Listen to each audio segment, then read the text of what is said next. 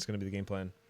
Lock in. When we first start, it's pretty much there's how many fucking mobs?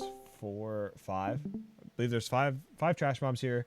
There's Karaji Mind Slayers, there's normal Slayers, and then there's a big fucking guardian guy. These guys, every single melee needs to be stone shield. Greater stone shielded on these mobs. There's no reason not to be. These get split up. So Skull and X will go like left side, and then the other one and the other one will get put on the right side. We want to split them up. Groups of 2 is usually the best. Moon gets pulled. There will be 2 tanks on Moon. There will be a tank on each one of these Slayers. They also do a knockback, kind of as a little threat drop. The Mind Slayers are a lot more annoying. They will mind control the tank, and then they're not tauntable. These Mind Slayers, so they're different from the Mind Slayers at Bug Trio. But there's 2 tanks on this one. These have to be fear warded. These tanks need to be fear warded 24/7. There is specific assignments for that on who is making sure that there's a fear ward on them at all times. This guy is always killed last. Actually, no, he's not always killed last. He's killed after the Slayers, and then the Mind Slayers are always last. Good timing here is Cursor wrecking all of the warriors and people that get mind controlled. This first pack is the most scary pack to pull. We will 100% be dropping a portal and stuff like that. Make sure we're not doing anything that is generating threat when the hunter is pulling these. It is very important because if he double pulls or anything of that nature, he can instantly feign and reset the packs. So as long as nobody's doing anything like buffing or anything of that nature. But other than that, it's very easy, these packs. It's just a lot of raid damage on the Slayers. As long as you guys keep your Greater Stone Shield up, that's the most important. So they're also trank shotable, these Slayers. As you see, I got launched off the edge. Square kind of gets in. Make sure a tank picks it up. They're not really a big deal as long as everybody's stone shielded. Otherwise, you guys are pretty fine. And then this guy is also dispellable when he enrages, so priest make sure that he gets dispelled. The Slayers, they get a little icon above their head. They are trank shotable if you want to. It's not a bad thing to mitigate some damage going out. We do like 4 or 5 pulls back through here. Here's where the Mind Slayer is. This Mind Slayer, there needs to be 2 tanks on this at all times. It'll be, I usually pick up 1, and then the second tank, you just need to be sitting there beating on it too. Triangle gets pulled all the way over here, and then you kill these Slayers. Then you kill the big guy over here. Then you come back and kill this, because he does a knockback. This champion, he does a knockback and does like kind of a little threat drop. So he's really annoying to deal with. Off tank needs to be behind it. So you get knocked towards Yeah. the range. Yeah, Not- yeah, so the person with threat is against the pillar, and then the off tank should be on the backside, so that when he does a knockback, you land like here to be able to instantly pick him up if that taunt resists there. We're gonna have 2 tanks on pretty much every single mob. Pretty much.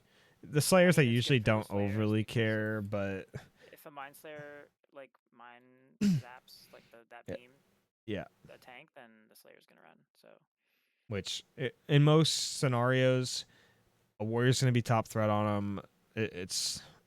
You should be in stam gear. You shouldn't be in fucking all leather. So in theory, anybody can tank them. It's not like they don't hit that extremely hard. They just do when there's 4 of them cleaving all at the same time. And then for the Mind Slayers, when they die, if you're cursor wrecked, you won't get randomly ran around like an idiot. But if you LOS them right as they die or outrange them, then you won't get lose control of your character. If there's Mind Slayers in the first couple packs, it's very easily that you will run out this doorway. And if you are running out this doorway towards another pack that's on the way, you better fucking Petri. That's the only way to get rid of it in that aspect. As a paladin, can you bop it? Bop it? No. Shield it? Bubble? I don't know. Wait, what's the question? Paladin should be max ranging it every single time. Yeah, right? If you said the shield of fear, yes, but also yes, just max range it. You won't have to worry about it. You're standing near the doorway as a healer. You're already fucked up. Yeah. It's like 20 You yards. should be It's- you should be kind of between Sig and Heal both sides because Yeah. the tanks pull the ads really far away between each other. For sure, just in case. Yep. And then this one, champion gets pulled here to the right. I don't really give a shit at all where you guys take it. Like, you can just take it right to this wall. You can take it over to that pillar. It doesn't really matter. You just want to kind of keep them away from the healer stack. And then the Mind Slayers usually get pulled off to the hard left. And then the Slayers just kind of stay in the middle. And then kill these, then this guy, then the Mind Slayers, and go from there. Want to be careful using AoE when there's Mind Slayers. You'll hit your boys. So keep that in mind.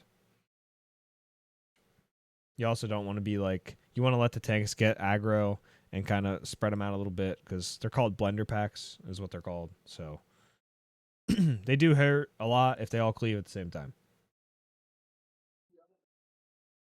And then this one, same thing. We pull them all the way back.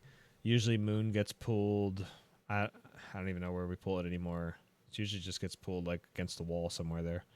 It's usually not. And then Triangle, usually I pull it all the way down here around the corner. Or just off to the side somewhere. I try to keep them separated from everybody. Okay, so we went we went champion to the left here against the wall. Because you really want to be against the wall so that he doesn't get launched to Narnia when he does a knockback. So and then Slayer, champion, Mind Slayer. Not a big deal. Then we move into, I believe there's one more pool here yet. For this pool, this will be a normal bow pull. This will not be a pet. I don't think we ever really pet pulled this one, just so that you don't pull left and right. So this one, we pull it back. If there's Mind Slayers in this pack, I pull the Mind Slayers way down the ramp. So when they die, it doesn't fear you up into these packs. Because if you double pull these packs, we're fucking dead. So you do not want to double pull those packs. They have a portal ready in the back. Yeah, for which, people too. and then after this one, it's usually full. It's pet pulls right and left side. You do one side at a time. These are double eradicators. So there's assignments for mana burning, viper stinging, etc. We kill skull, then X, then the square is separate. Square gets pulled all the way off to the side, away from everybody. He can do like an AoE fear. He can do a lot of different things. On this one, we kind of want to stay away from the champion as much as we can because he does also do an AoE fear. That's why you need to have a fear ward at all times. We don't really want to get feared up into that pack. And this one, Skull and X on the right side, and then the warder gets pulled to the opposite side of the hallway. So whichever one they pull first, it doesn't really matter. I don't really care. It's completely preference.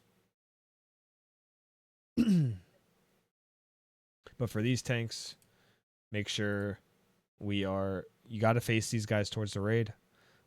You want to be facing them towards the casters because they turn and do funny things. These guys do like an AoE silence kind of thing and like a roots. They do like a bunch of random shit that's like pretty whatever, but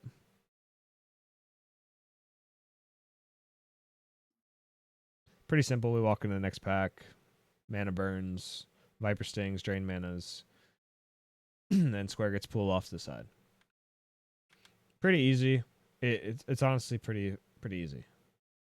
Pretty self-explanatory. Greater stone shielding on these packs. And then this one comes all the way into the hallway. And then that one we pull right at the max range there. Then usually I go like skull and X to the right side. And then square and triangle to the left side and split them up. And then moon gets pulled like over here around the corner.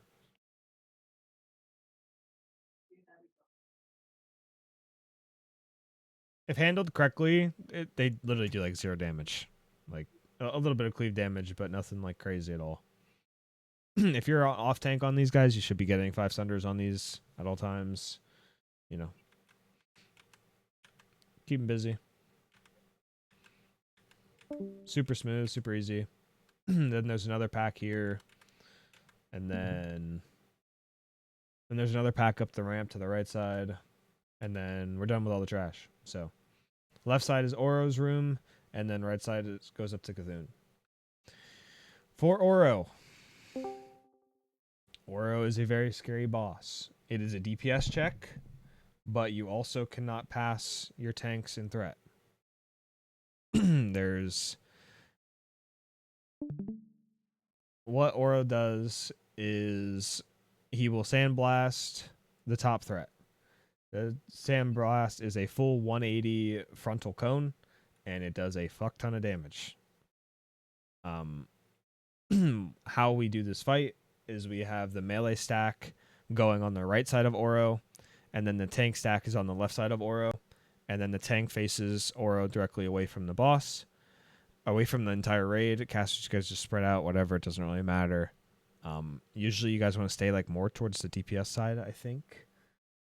He also does, in case he turns to the melee, like the tank stack. So tank stack is here, like star, and then triangle, I believe, is DPS stack.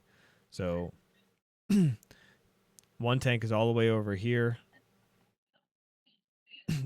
The other tanks are here on me. Usually, I'll be starting it because we need to be able to pump threat fucking hard. So there is no slacking in threat here. Most of the time, mages have to petri off your ignite is usually how it goes. Unfortunately, unless you guys don't get a good ignite or something like that. He also does a knockback. So when he does this knockback, tanks need to snowball. You have to. Or intercept back in, whatever you have to do to stay in.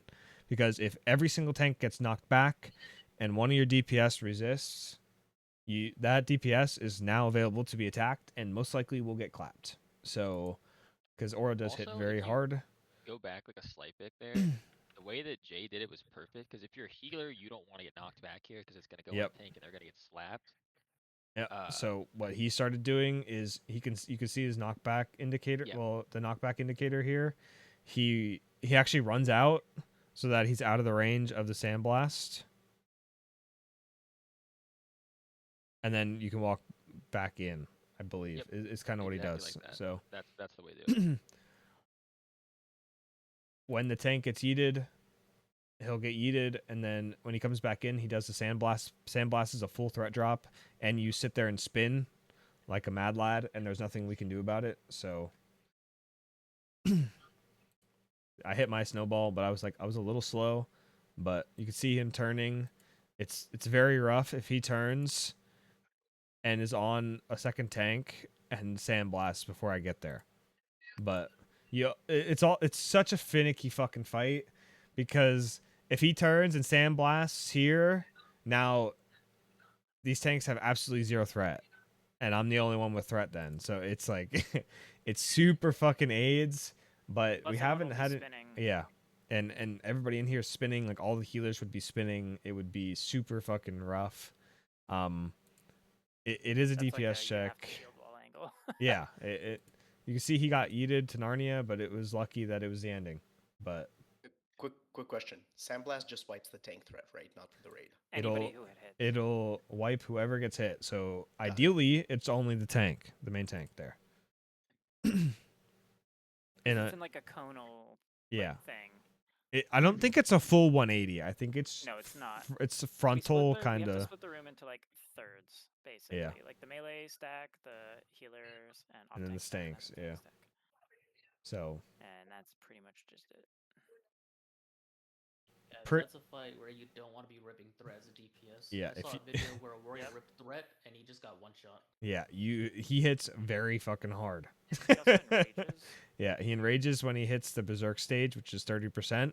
Now, if for whatever reason we don't hit the DPS check, but I'm almost positive we will, and if he burrows, it is an immediate petri out angle. We are not staying. So it's way too dangerous to stay in hardcore. It's a petri out and we leave. So keep that in mind. If you don't kill him, I believe the window opens at a minute 30 is when he can technically start to burrow. But if he goes berserk, he cannot enrage. He cannot burrow anymore. So that's pretty much how that goes. We'll get him down fast. But we'll kill him fast enough. That's like a complete if, but it's very, very unlikely. It's pretty much like something we've never seen, and we have way better DPS than we did before, to be honest. So then we move into the next pack. Nothing crazy. We want to have a shadow protection potion popped before we go into Cthulhu, and we want to have a greater nature protection potion popped before we go into Cthulhu. And then ideally, warriors, you guys are popping an MRP on Cthulhu is usually what you want to try to do. Or you can save for a GMPP. It's completely up to you, whichever you prefer. That's all. So we will be practicing Cthulhu positioning and stuff inside of Twin M's room. We'll practice the run in and make sure that everybody knows where you're going off the rip. And we turn off Troll's Blood. Yeah, you take off Troll's Blood. So pretty much once your Troll's Blood rolls off, you don't have to renew it. That's pretty much like what we were doing in ours. We learned like mana regen is fine. You don't have to get rid of that. It's mainly just Troll's Blood is the biggest one, and like those like and the biggest thing on If you're gonna zone Cthulhu. out for any shit, don't zone out for this. Yeah, Listen to this is very important. For the upcoming fight, it is super important that nobody presses any buttons when you're running to your spot on Cthulhu. It is insanely important because if you press a button when you're walking in and you get targeted with an I-beam, every person around you is dead, and there's nothing you can do about it. So it is super important that nobody presses any buttons. This includes blood raging, switching stances, sprinting, aspect of the pack, healing, and podding, anything, blinking, nothing. Make sure you say this again later because there's people who aren't here. Yeah, for sure. I of course, but it is super important that you don't press shit. I will be taking a lot of damage. I will be down to I usually get down to about a quarter of my health pool. Don't worry about me. Damn, that was a crazy transmog, Jay. That's crazy. Fucking priest bis, bro. So we will have everybody marked. There is a stack per. There's a complete stack per, and it's already posted where you're going to be standing for this boss. So here's the map. So there will be 6 melee stacks. Everybody else that's around the outside, you're in the cuck chair. If you're a melee, it's not a big deal. It is what it is. Rogues get shafted here because you're not always going to be at the backside. So backstab sometimes pops off and sometimes doesn't. When you run in, the bottom side where small is, this is the entrance. This is where we're running in. So if you're on the left side, you need to be following this line pretty similarly to get into your position. You go along the line and you branch off to get to your spot. If you're all the way over here, like try to, as you run in, you want to kind of, like if you're back here, you want to kind of be at the back of the line. And if you're like up here, you want to try to be like one of the first ones in so that you're getting here sooner than these guys are getting here. Because in a perfect world, we all get to our spots at like the same time and everybody just starts pumping and then we just cruise. But the best thing is to kind of follow the running line, and then when the melee are all in your spots, you guys start pumping. Like if your stacks are good, you guys start pumping. You guys are popping wreck. You guys are like whenever you want to. I don't give a shit when you want to. If you want to do it early, if you get a double Crusader proc, that's the best time to do it. You're death wishing. You are blowing everything. Diamond Flask or Earthstrike. Earthstrike is probably the best because then you can get 2. But if we're really good, you can get a trinket swap in between phase 1 and phase 2, but it very rarely happens. But there's a possibility. So Earthstrike is usually the best because then you usually get 2 uses. But otherwise, you should be using D-Flask, and that's pretty much it.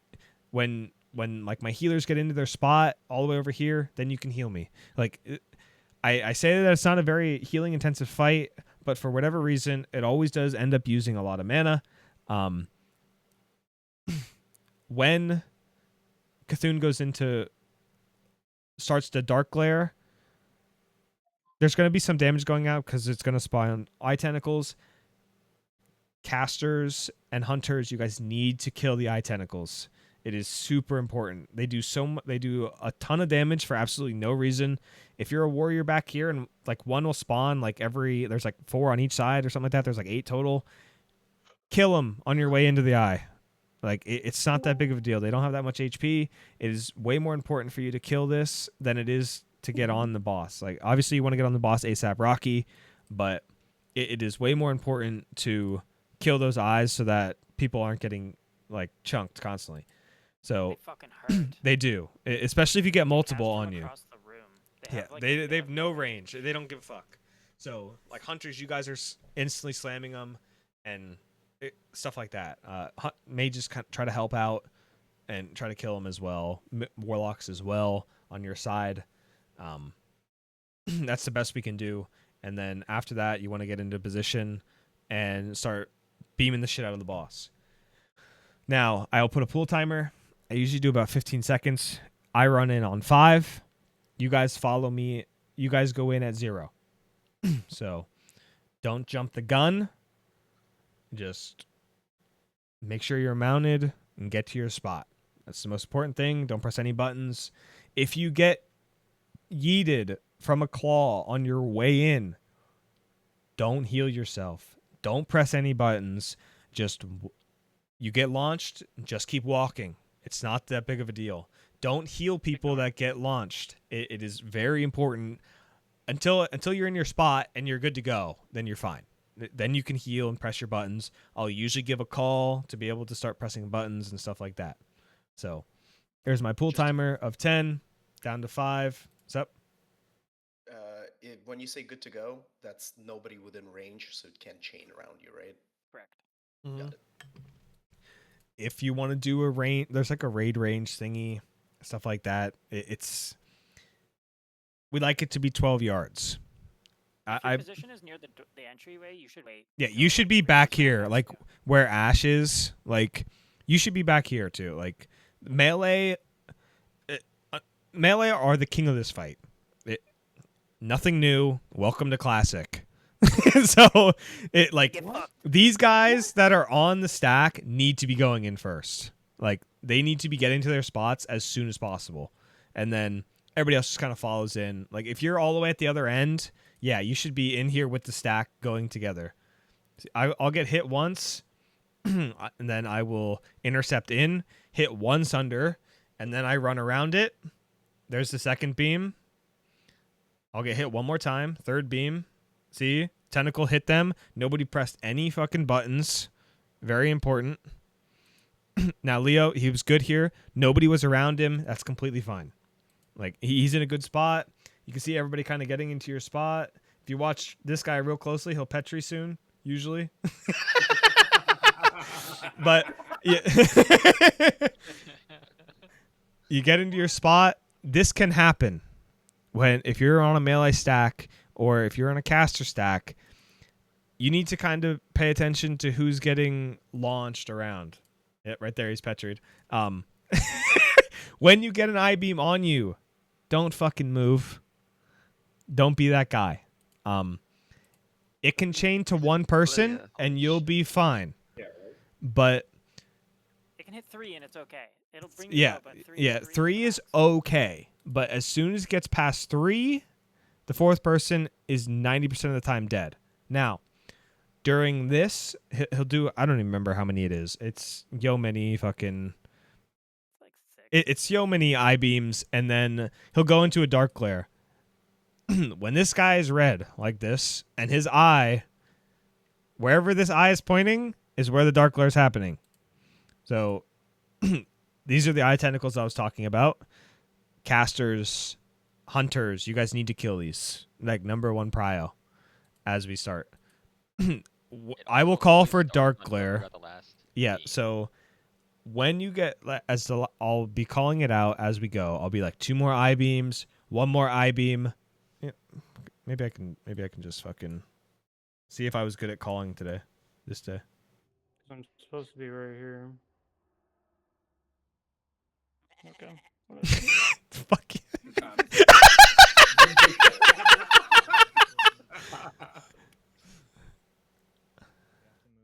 That fucking tentacle. Shit is so quiet.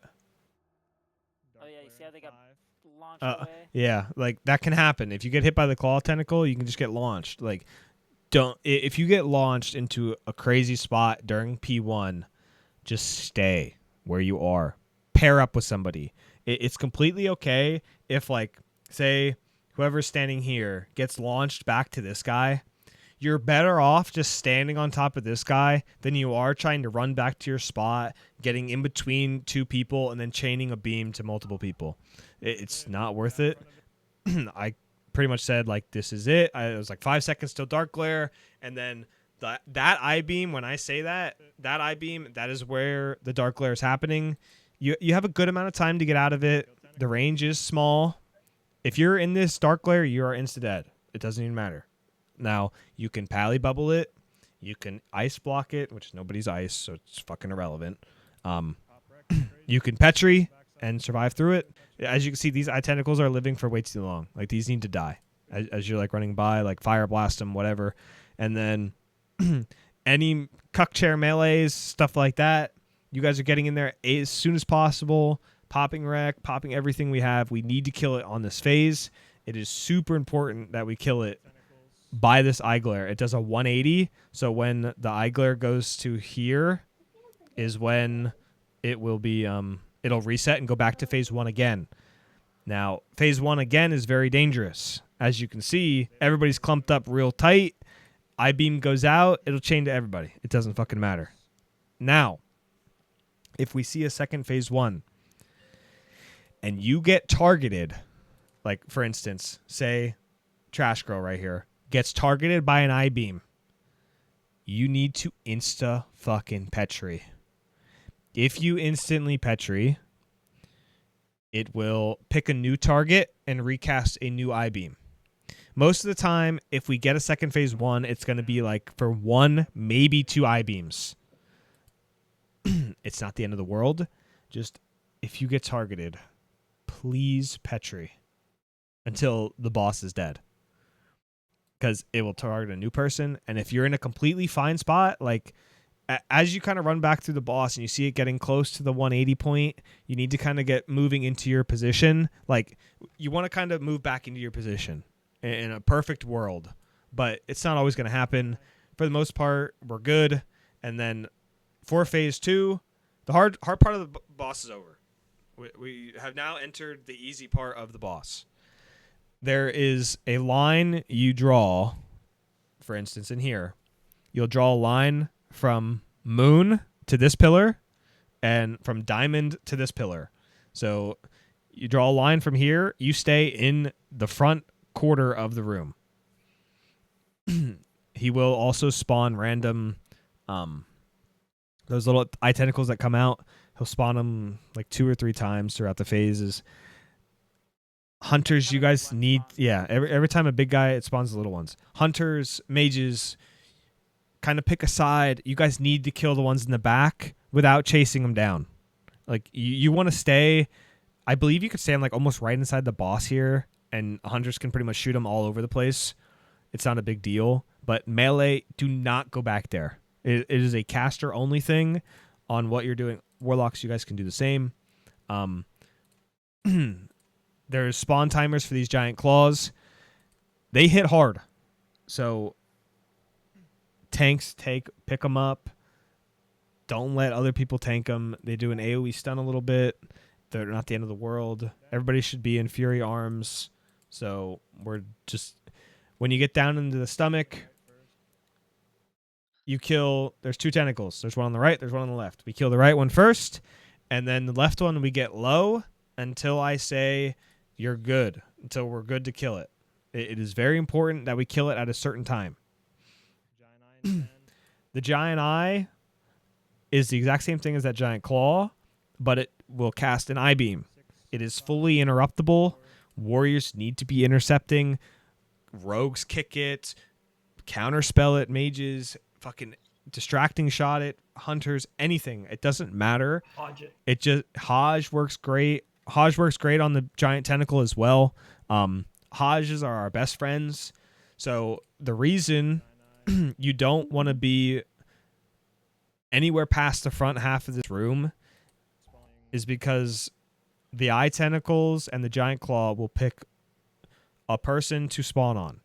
If an eye tentacle spawns back here and nobody's anywhere near it to Hajj it, interrupt it, whatever, it is now going off and it is chain beaming probably the entire raid.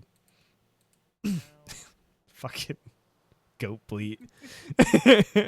Like hunters, mages, you guys are on these in the back here. They're very important to kill those. They do a lot of damage. You get to about 4 or 5 stacks in the stomach is when you want to start to look to come up. You do not want to come up when a giant claw is spawning or a giant tentacle is spawning. When they're spawning, you do not want to come up. That's the most important thing. Healers, you guys can take a little bit more. There's a stomach down there. You only want to go one at a time. One at a time. Wait for the person to leave. Next person steps up on the platform. They get launched out. Don't jump on the platform. Don't do anything other than stand in the center of the platform. If you miss the hole, it does a lot of funky shit. If you miss the hole, you have to lip. And you're going to hit the ground. And the second time, you better fucking get out. Or else you're probably going to die in there. So You cannot Petri the damage. yeah, you will continue to take damage in there through Petri. So Can I ask one question? Sure, You go guys have healers, or were we gonna have healers stay in there, or are they insta leaving? they go my healers usually stay in a decent amount. Like they stay in a little bit extra stacks, like 7, 8. You know, not too many, but the damage isn't that like crazy. Now during this phase and during Dark Glare, all my healers need to be DPSing. Like, put on your fucking 2-handed sword, go in there, fucking smack that bitch.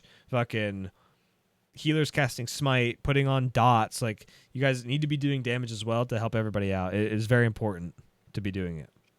Show me those star shards. We'll likely one phase it. We've never not one phase this. So even like we've never not killed it while invulnerable. Now, if we ever see a second phase 2, which is not a big deal, but the problem with a second phase 2 is at the start of this weakened phase. So after you kill both tentacles, he becomes weakened. It's not a big deal. You just kill him. Now, for instance, when he became weakened, Rookie was still in the stomach. Now, if Cthun has like fucking 5% HP or some stupid low number and he goes weakened and anybody kills this fucking guy and somebody's in the stomach, that person in the stomach is dead. 100% guaranteed. No petching it, none of that. So if somebody's still in the stomach, it is so important to not hit the boss. And I know we're all pumping it during like it when he's like not vulnerable or whatever, and you guys are stacking deep wounds and stuff. It's like pretty much we shouldn't at all. We shouldn't have any dots on it or anything to make sure we don't kill somebody in the stomach because it's embarrassing. And I'll probably never take you to another Cthun if you hit Cthun after that. If like somebody's in the stomach and you're fucking hitting the boss when they're still in the stomach on a second phase 2. Granted, we should never see a second phase 2. Yeah, I'd like to add a couple things. One, if you're a warrior and you get set inside Cthulhu's stomach, you can't swap into D stance. And it's like Turtle says 4 to 5 stacks is ideal. If you have to sit there for longer, trust Turtle will tell you, like, more likely than not, Turtle will probably be calling when people go in and out. So don't flood comms with like, I'm still inside. Like, that doesn't help us if we're trying to kill Cthulhu.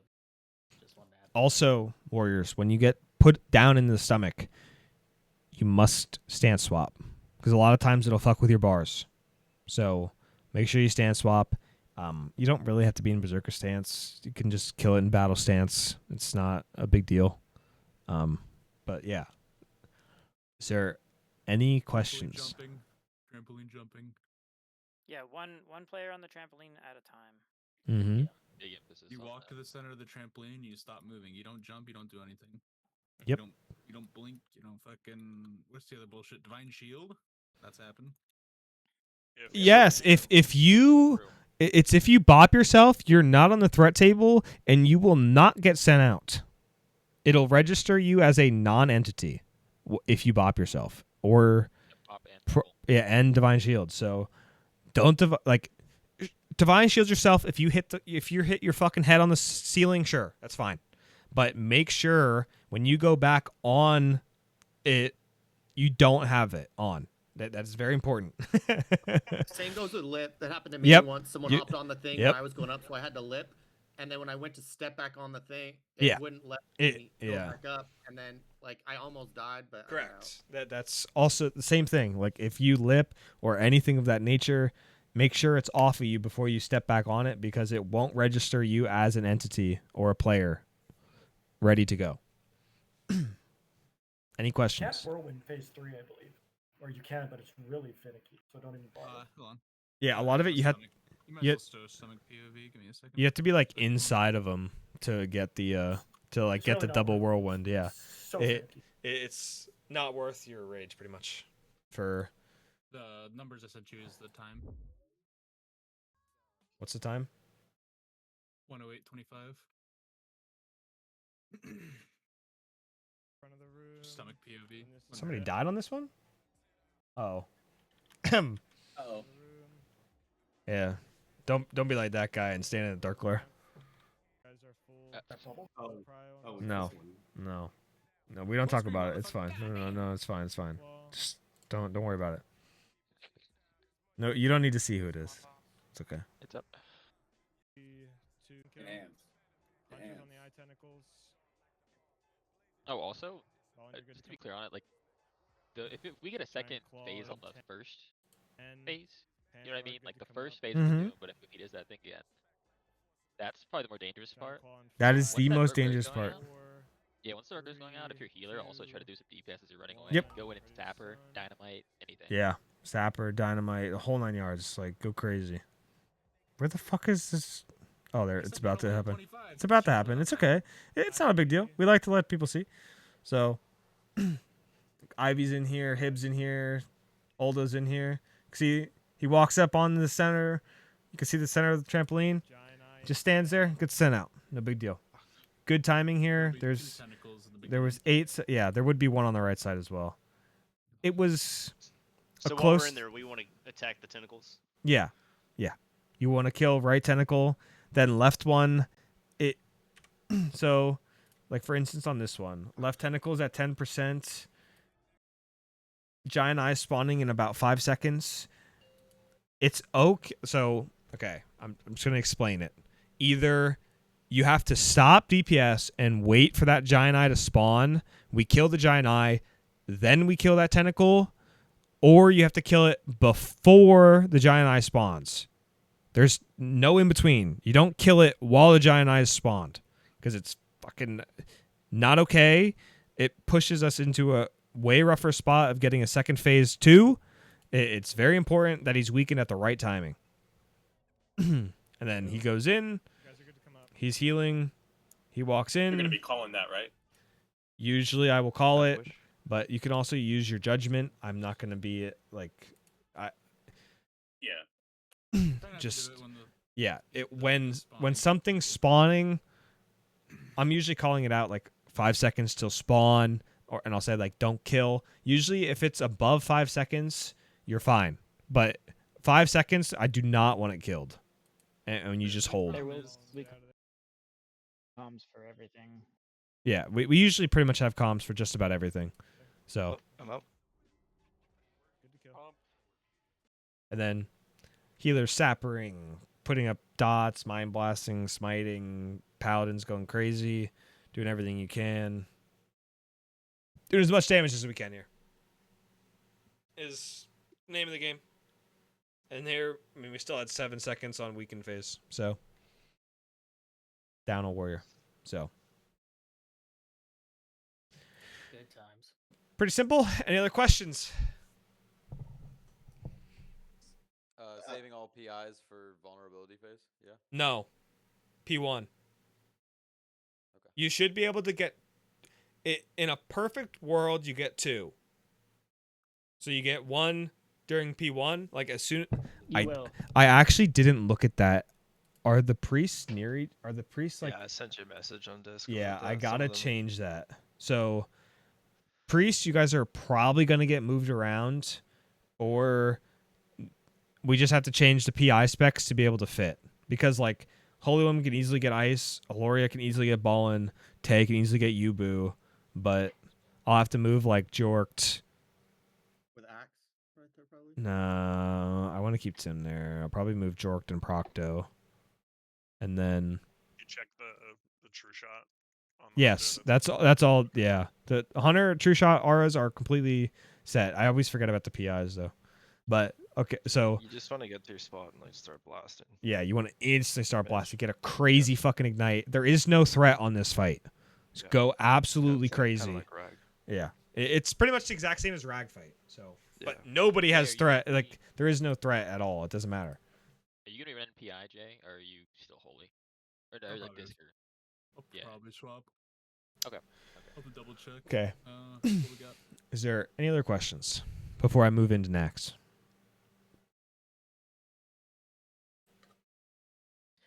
It's a question about the very first trash.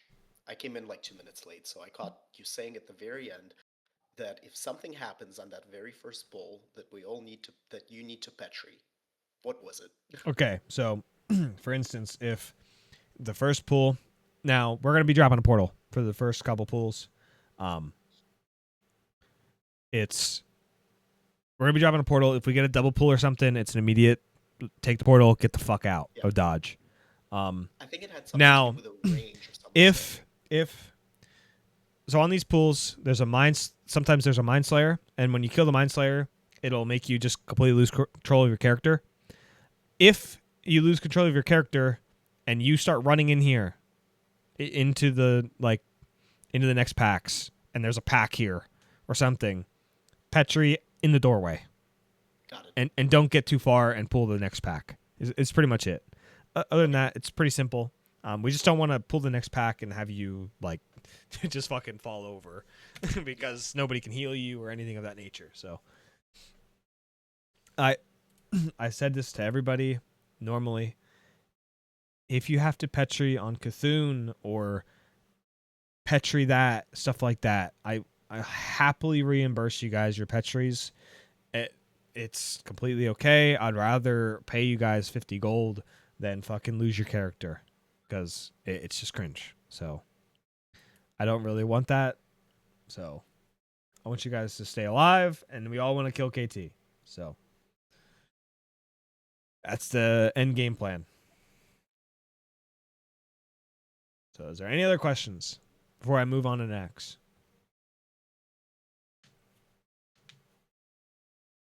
No? Good. Go next. We're moving to Naxx. Ideally, we're getting hopefully 4 boss, but it's going to completely depend on how fast we go and stuff like that. We will be starting in Spiderwing. We normally always do. There's a patrolling spider pack right off the rip. And then there's a spider pack here to the left. There's a 6-pack of spiders on the right. Then there's a 6-pack of spiders up here. I usually mark the patrol. Mean is normally always our first AoE lip taunt. And then there will be a backup AoE lip taunt. It is super important if you're going to be AoE lip taunting. 1, your macro works. Make sure you test it. Make sure it fucking works. There is a weak aura for it. If you need it, ask for it. It's not a big deal. It is super important that it'll show up who lips and who AoE taunts. So there will be a backup lip taunt on double pulls. Most of the time we'll use 2, give or take. I would rather you guys use your lip taunt when you weren't supposed to than let your mages die or something of that nature. If one's a if one mages should have that too. Yep, 'Cause it'll show you everybody when should have they're, it. When their AoE taunt's about to end, stuff like that. Make sure mages, you guys are fully up to date on your bop assignments. Make sure you and your pally are on the same page. Naxx is a mage killer because of these packs, so it's super important to make sure you guys are on your shit and stay together and use your lips, use your bops. Don't be afraid to ask for them and stuff like that. You gotta save your blood. No target Your any. turns up next, Yeah. or pool rage. So just know when you're up. If we have no lip taunts, that is the only time we used target dummies. If we're using target dummies, it's only target dummies. There is no target dummies and lip taunts. It's one or the other. We've learned this the hard way, that if somebody lip taunts and then we drop a dummy, the dummy will pull the aggro off of the lip taunter, and then it'll go on the next highest threat after the target dummy dies, and the target dummy dies almost fucking instantly every time. So sometimes we'll use on skitter packs strictly target dummies, but it very rarely happens. We don't move that fast for that ever to happen, but that is the way. Now, we were double pulling the first skitter pack. I kind of prefer it to just, or we just walk into the left pack. I prefer to just walk into the left I pack think if while you the still other have one is me- patrolling. Turtle, if you have me still doing the first day we lip taunt, Yeah. I'm just gonna wait until the patrol leaves, and then I'm gonna peek, pull the corner pack, and bring it to like where we're standing. You want to do it that way? And then, yeah, and then we can do the patrolling pack without like any risk when it's like going from right to left on its return. You know what I'm saying? What are you eating? It's got his Pop Tart out there. Like, jeez. I'm rolling a joint right now. Now, Literally just rolling a joint. Alright, I'll mute myself. these packs are dangerous. They hit pretty hard if you're not lipped and stuff like that. There's a pack right here. Now, when we move into this pack, either like Mean said he's planning on pulling this pack back, which is fine. However we want to do it, I don't really care. It's super important that you aren't here in the middle of the doorway, that you are tucked hard to the left side. Don't follow me. I'm different. It's different for me, but I'm getting camera angles. But this is how we've done it before, where we shoot diamond and then bring it all the way back. But if you like kill it here or here, like anything up in this area, you got to bring it back, because it seems like they like to social and do weird things on this right pack. If we pull that pack, it's not the end of the world. It is what it is, but we'll deal with it. But ideally we don't. So, and then there's a pack here in the corner. Everybody, we all walk in. You hug this left wall hard. And then we walk in and we lip taunt and just nuke it there. If you're the lip taunter, you need to wait a little bit. Especially if we're pulling back or stuff like that, you want to have a shield on. We should be pre-shielding with a power word shield on our, like, pre-power word shield, pre-renew on whoever the lip taunter is. These mobs need to be faced away from the raid. Everybody needs to be stacked on the back side of these mobs, except for the paladins and the hunters. You guys are fine to stay out all the way back here. You guys stay completely out of the range. You need to be using your EPRs here. Stone form is fine as well, but you need to be stacked. We need to be decursing. They put a Veil of the Shadow on, and it's very bad. So it's super important that we're decursing. Super important we're facing these mobs away from the raid, and that the paladins and the hunters are standing in the back to soak the charges. One note about the hots that you mentioned. When you hot into these packs, puts you on the threat table, and the giant spiders can launch you immediately. So it only matters if you get pulled at the beginning of the fight and threat isn't established on all the mobs. But if they launch you immediately and you have hots rolling, you probably want to just slap the lip button. Are you so have enough talking damage these? from all the spiders. The ones that jump you. The ones that pull you. This pull Yeah, you? these Yeah, the packs, spinners. Yes, they do they'll pull do you. it. Yes. So Yeah. I would say like the pre-hot and stuff. I would say is more on the skitters than on like this one.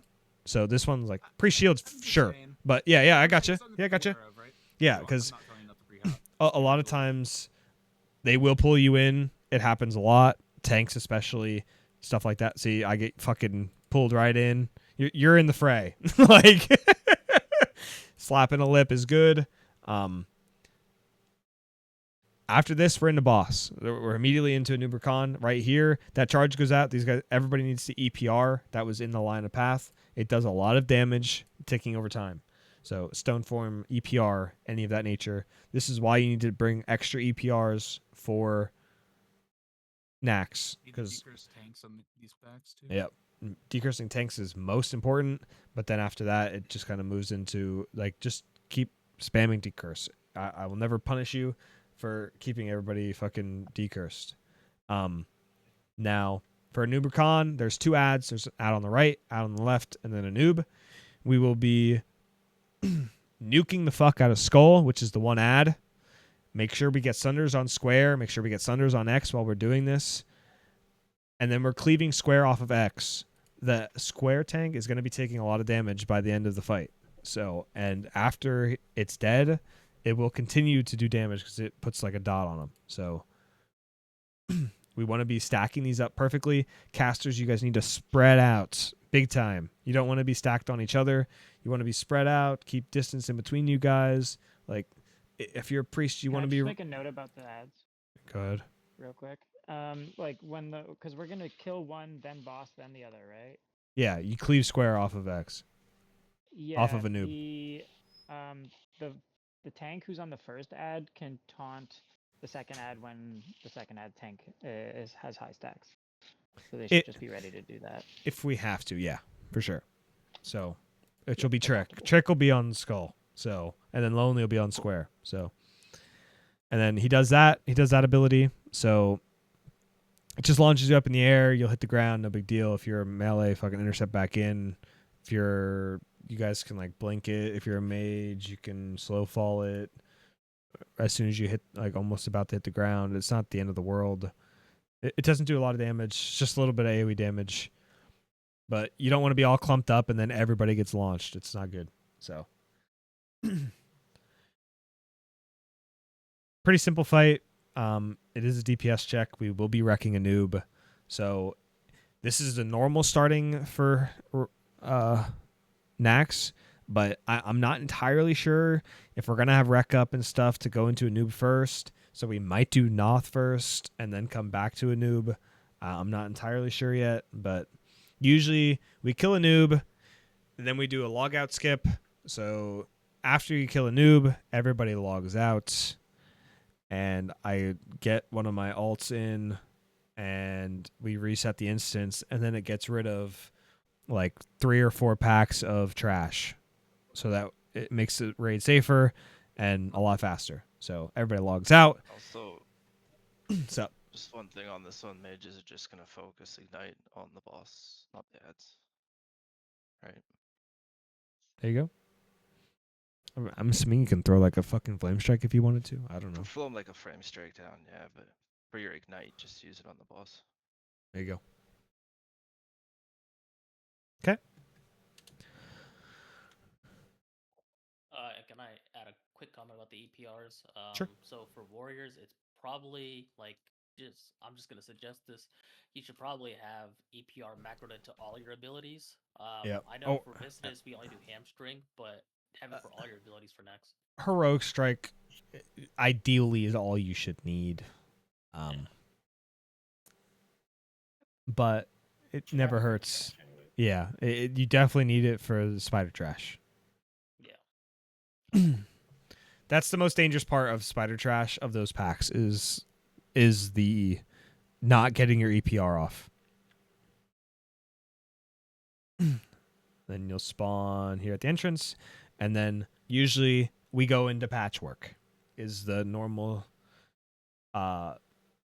route that we take. When we log back in, all the paladins have to redo your buffs and stuff like that. We probably will be doing the skip as well, just to make it safer on ourselves. Now, when we move into patchwork, oh, man, I feel like I've done this before, this whole meeting thing. So, when we move into patchwork, yeah, it literally is. There's 4 mobs. You still have the old meeting recorded? Just play that. Nah, I added so many things to like. I actually know the raid now than when I did the last meeting, so it's a little different because I actually have things that are important now in my brain. So things I learned throughout the raid leading. But we're not gonna do patchwork tomorrow, right? No, We're gonna...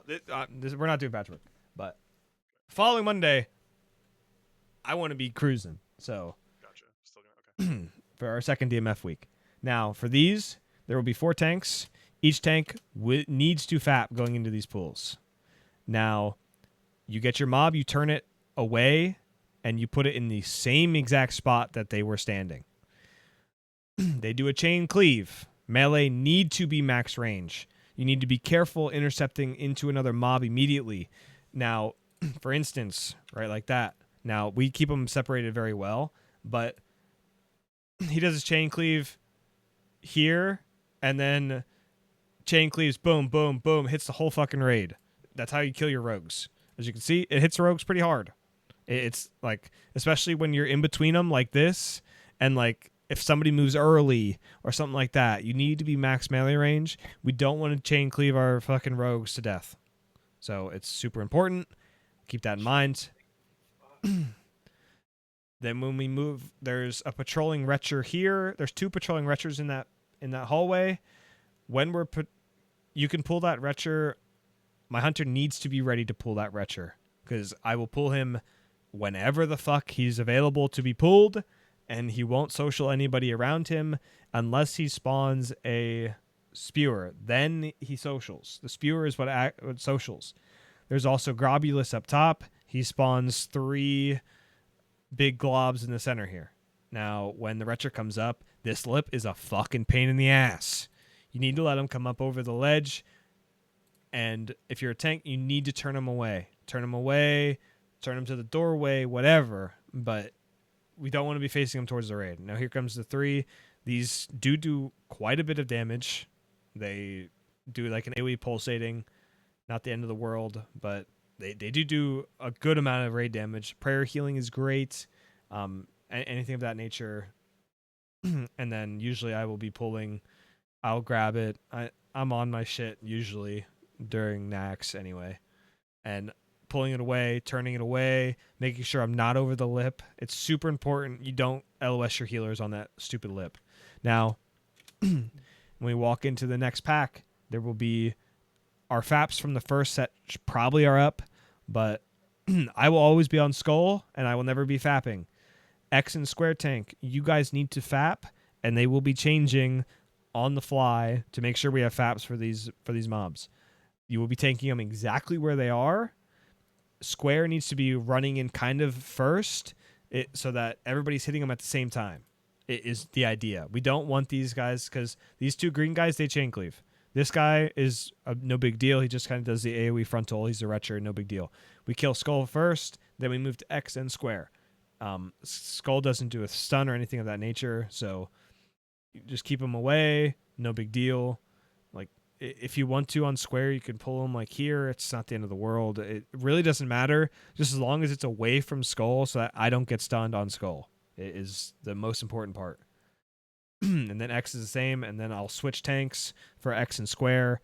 Pretty much all of it is fully established before we're even going into the raid, that I know exactly who's everybody's doing. But on this one, like, everybody runs in at the same time. X and Square are fapping. No big deal.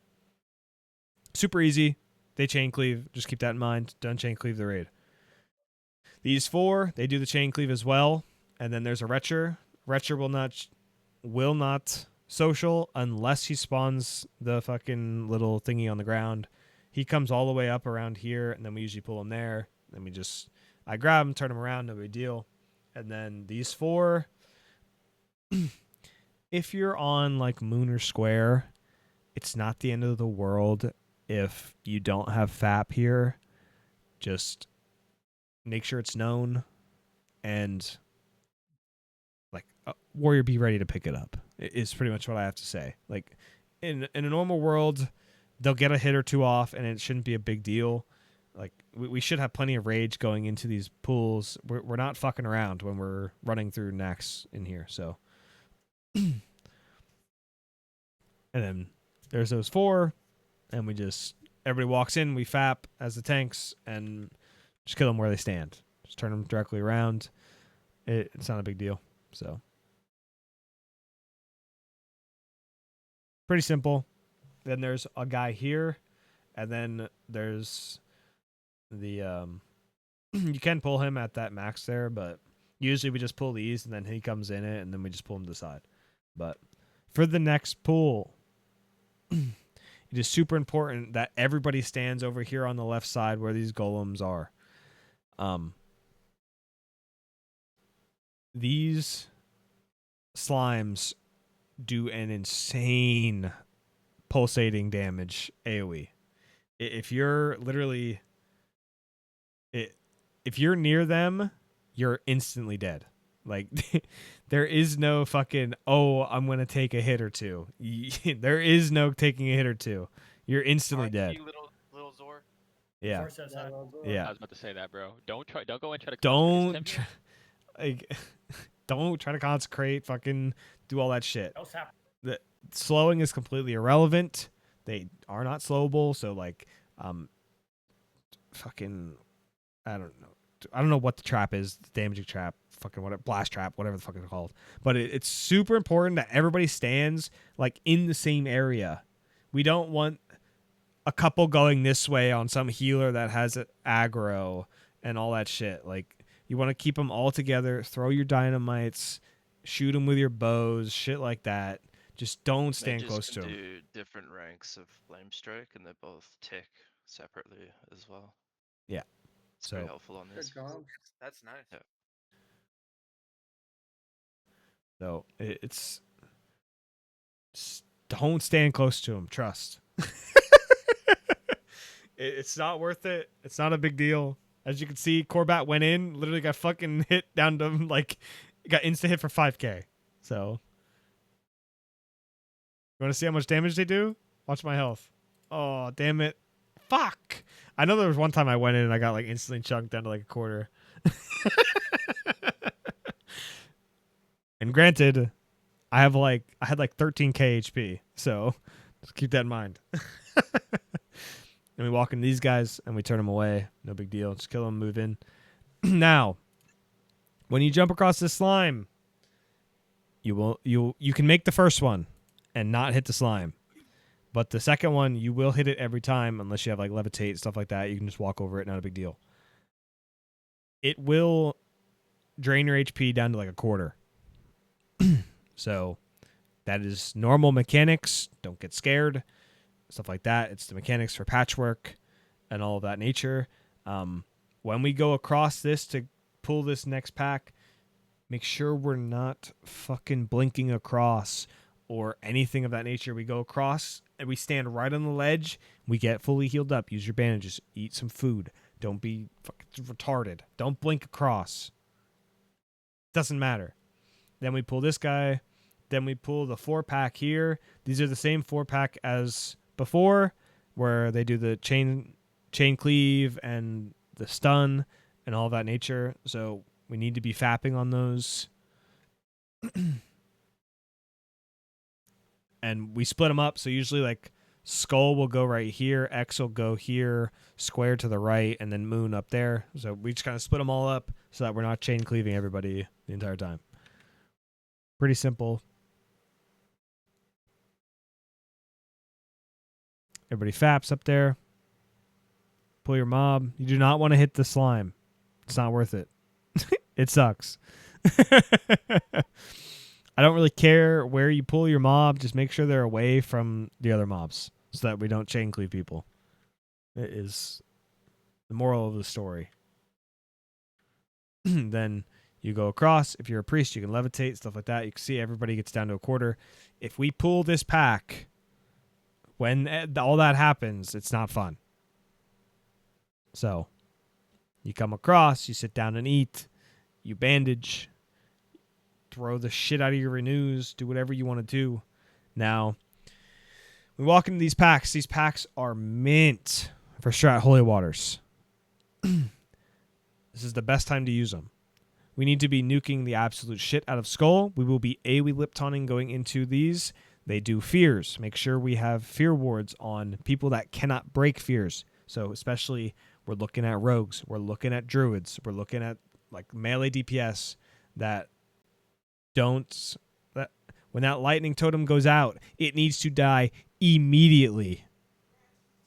There is no questions asked. That is the full focus if a lightning totem is spawned. Mages can kind of precast a living monstrosity. Kind of. It all depends on our timing. We started really zooming when we get into the rhythm of just constantly pulling instead of doing pull timers and stuff like that. But if these assistants are like wailing out on casters and stuff, just taunt. They don't hit that hard. It's just like a lot of constant damage between, like, if multiple people are all hitting like the same mage, it'll do a lot of damage to them. But other than that, it's not really the end of the world. The living monstrosity is an AoE fear. That's like the scariest part, and the lightning totem. So if he like AoE fears you into another pack, stuff like that, it's not ideal. So, and then these, Can you Petri the fear? probably, I would assume. I would assume so. It's dispellable. It's also dispellable. There you go. God damn it, Chan. And then we pull these when they're past the living monstrosities. This guy will only social the living monstrosity, but won't social with the little guys. So just face him around. Pretty simple. Kill the sludge. Then another one comes. We wait for him to go around. We kill that one. Then we go into that pack. And then most of the times we'll pull like the next stretcher and stuff on the back side of the pillar is where we kind of go into the next pool. So.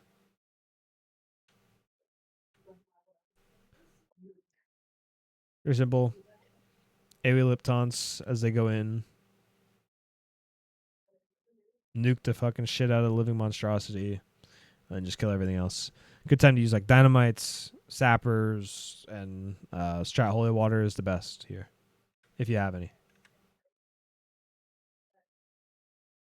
Now for Naxx, we usually swap to group loot in case, because you never know when your master looter dies. So I really wish there has to be a thing for like auto needing on fucking blues and shit. We never figured that out. Hopefully though. Then we pull this guy back, and then it turns around. I've seen like weak cards and stuff, but I don't know how well they actually work. I know there's a weak aura to like automatically roll need on, say, like ZG coins and. Yeah, I don't know if it's the same. I'm sure you could turn something. And then it depends on how we're feeling. If we pull this pack when Patchwork's standing right there, it's a little sketchy if somebody gets feared into Patchwork. But so other than that, I mean, pretty straightforward. You go in, you fucking kill the big guy, and then you kill the ads. It's pretty simple. Lip AoE taunts. There are usually already pre-assigned. Everybody pretty much knows what we're doing going into it. Then make sure if you don't have a potion CD or your lips on cooldown, stuff like that, make sure you are aware. Don't walk in and just fucking AoE taunt with no lip. You're going to die. I've watched it happen a couple times. Well, I actually never seen it in Risk, but I seen it in Resolve. So just make sure your lip taunts work. You use a lot of them in Naxx. Now, Like, what was that, Yep. right? Yeah, that was Yep. depressing. Actually, two But of them happened there. That happened twice with another person. I can't now, We got our mileage out of that one resolve raid. yeah, we did. We did. Now, all healers and casters, you guys are back here. All the melee, I'll probably mark mean. You guys stick to mean like a fucking glove. No intercepting in like fucking retards. None of that shit. You walk in like a normal human being. You dip in the poison so that you're lower HP. If you are really fucking sweaty, you make a macro for your bloodthirst to cancel your bloodthirst aura so you don't heal. Stuff like that. I don't care. Whatever you want to do. Other than that, never pass the hateful tanks in threat. It'll be me, main tank. Hateful 1 is going to be Lonely. Hateful 2 is going to be Trick. And Hateful 3 is probably going to be Cup. Do not pass them in threat. As soon as you pass them in threat, you are now available for a Hateful, or you consolidate all the Hatefuls into one Hateful tank, and then the Hateful tank is taking way too much damage, and now that Hateful tank is fucking dead, and now DPS are dead. So if you have to wait for all of my tanks to establish threat and chill. And my tanks need to be stacked on star. There is no reason to be lacking behind. None of that. You are going with me, at least be autoing at the same time as me. Like, I need to have top threat, but I need you guys to also be pumping threat. So, no precasting fucking fireballs either. None of that. You can pass me, like, when it comes to mage threat, I believe you can you pass me? I don't think so. You can pass the hatefuls. It's completely fine. As you guys can pass the hatefuls, it's not a big deal. But you cannot pass the main tank. Is there a threshold to that? Is it like 30k or something? I thought. No, you just can't pass me. Just do not pass the main tank. He's thinking of 130%. I think is. Yeah, do not pass me in threat, because then I'm gonna start eating hatefuls, because from what I've seen, it's hatefuls. Maybe not, but just don't fucking do it. That's my simplest thing to say. It's just do not pass me in threat. I don't care if you pass the hatefuls; it's not a big deal. But passing me is not okay. So non-melee. yes, all melee need to stay 5 and below. So now, when I move up, all my tanks need to be stone shielded. It is super important everybody is stacked on top of me. We all need to be engaging at the same time. Inspiration should be procced on every single tank before we pull. We will not be doing pre-lay on hands. We're not pussies. For paladins, you guys are I don't know what rank, Holy Light. But this is where we're using Greater Heal, where we're using Holy Light, where druids are using Healing Touch. You're using mana-efficient big heals. That is the most important part. Be ready to use your lay on hands. Shit happens. Don't come off, like, whatever your assigned tank is, keep healing them. Don't heal any, but just keep healing. You're spamming the same tank over and over. Don't heal Even if DPS. they're taking 0 damage, we do not heal if DPS. If you're on Hateful 3, they're not going to be taking a lot of damage, ideally. Yeah. In a perfect world, but you need to stay there, because you never know. Yeah, they can just die real quick if they don't have anything. You can see how much we yo-yo. Now, in a perfect world, my Hateful 1 tank doesn't take a lot of damage. Who knows what happens? It all depends on how many he dodges and stuff like that.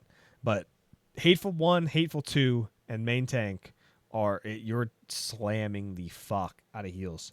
Like, a lot of damage, and it's very bursty. I don't know what rank Greater Heals and Holy Lights you guys are supposed to be using.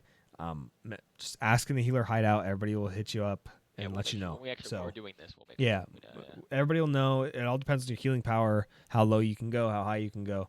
Like, I mean, the fight is a very simple tank and spank.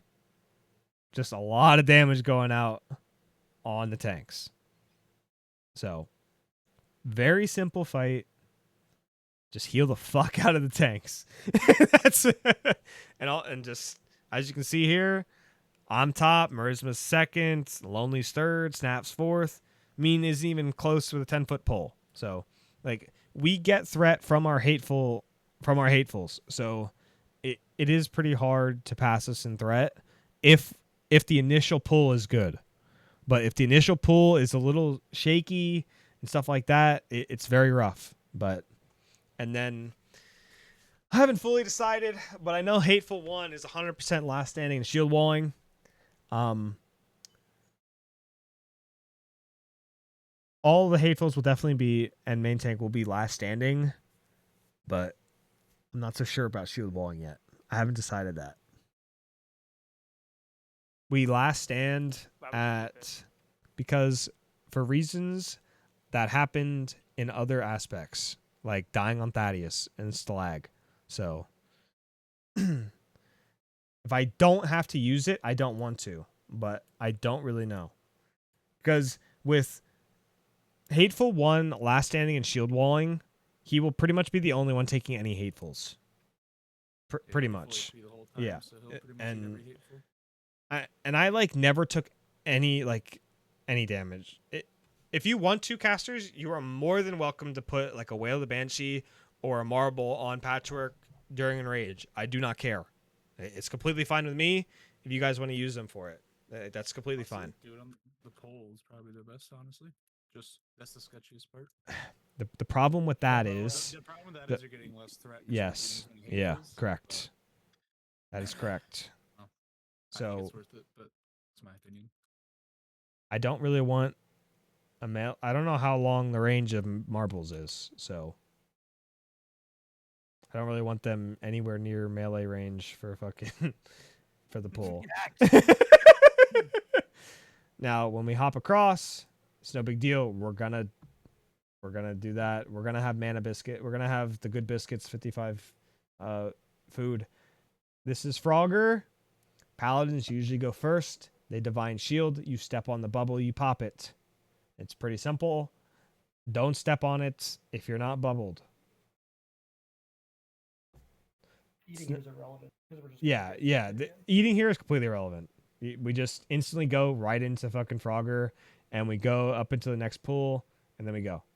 Pets, be very careful of pets in here, like especially hunters. Like it's they have like a weird range of them. Yeah. However, they just are really funky with their range of like hitting things. So and they kill people. Because if you get hit by that, you're insta dead. There's no question about it. Then we go across the pool again, so it is completely irrelevant to shield there or eat there. We just come across, we eat, get the full, stuff like that, and then we move into the next packs. These packs are very simple. We go into this pack. There's a balcony underneath to the left side. Everybody needs to get into the balcony underneath because these guys will launch you up in the air. Now there's 2 tanks on each guy, the main tank and then the off tank. When the main tank gets launched into the air, it'll then be hitting the off tank. So make sure. Normally on like these, I like to just face them to a wall, like one of the pillars, and like the off tank should be with me, facing it. As you seen, that guy just got launched into Narnia. Yeah, that was me.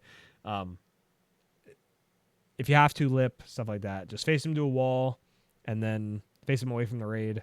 Pretty much what I like to do is I like to like pull skull to the right wall and then X to the left wall so that it's just easier. And then the melee always have a back shot. And then there's a pack of 2 to the left side over here, and then there's a pack of 3 all the way to the far side. Pack to the left pretty much can get insta pulled after those other 2 are dead. We instantly go in, and then there's 3 on the other side. Grobulous Pats from the top up here comes all the way down the ramp right into us. Same thing here. I don't care if you want to stack Skull and X together. That's completely fine. I don't care. I have no preference whatsoever. If you want to split them up, it doesn't matter. They do like a little frontal AoE. It's really not a big deal. These guys are a joke. And then Hunter Pet usually pulls these all the way back, and then we take them all here, right in here. So, and then very simple trash here. And then we move into Grobulus. Grobulus is a very simple fight. He drops a poison. Oh, this is the fucking snap shenanigans. But if you're ever gonna AFK, just fucking log out, okay? Thanks. Now, we fucking sit around for like 5 minutes and have to wait for Grob to pat and all this bullshit. But Grob does a couple things. He drops a injection on the ground underneath him, and I will be kiting the boss every time he drops it. It's pretty much like Benoxus with dropping the poison is very similar to that. He does a frontal cone that does a lot. That does a very good amount of damage. He will also randomly pick. He will also randomly pick somebody and put a toxin injection on you. If you get the toxin injection, there will be a paladin assigned to dispelling that injection. It is super important that he is the only one dispelling these items. Like only one paladin will be dispelling it. Not a priest. None of that. Only the paladin that is assigned to it is responsible for it. If you get the injection, you move to the backside of the boss where we already put a poison pool. So one we already kited away from. And then you get dispelled. You run back into the boss. No big deal. You keep DPSing or you run back to the range stack. Pretty simple. He does some funky ass shit sometimes when you pull him up there and he like spawns weird things or he'll just like fucking teleport and clap somebody. I don't know. So we usually always wait till he's at the bottom of the steps to pull him. So then all the casters stand here like in the middle-ish, and then I will usually pull him directly around this corner and kite him on the grates. Don't want to be in front of him. That's pretty much all it is. He drops the poison cloud every like 10 seconds or something like that. So for the paladin assignments, you're gonna call it like a rotation for it. just one paladin. Is it gonna be on the Singular paladin. on the sheets? Be on the sheet. One paladin is responsible for it all. As you can see, he got so we dropped one poison cloud right here. He gets injected. He goes to the back here. You have to be pretty close in the range, so keep that in mind. Paladin, whoever's assigned to this, that like you have to be pretty close to be able to dispel it. Now, the one that they do constantly keep growing, so just so you're aware. But other than that, it's very simple. Now he runs over.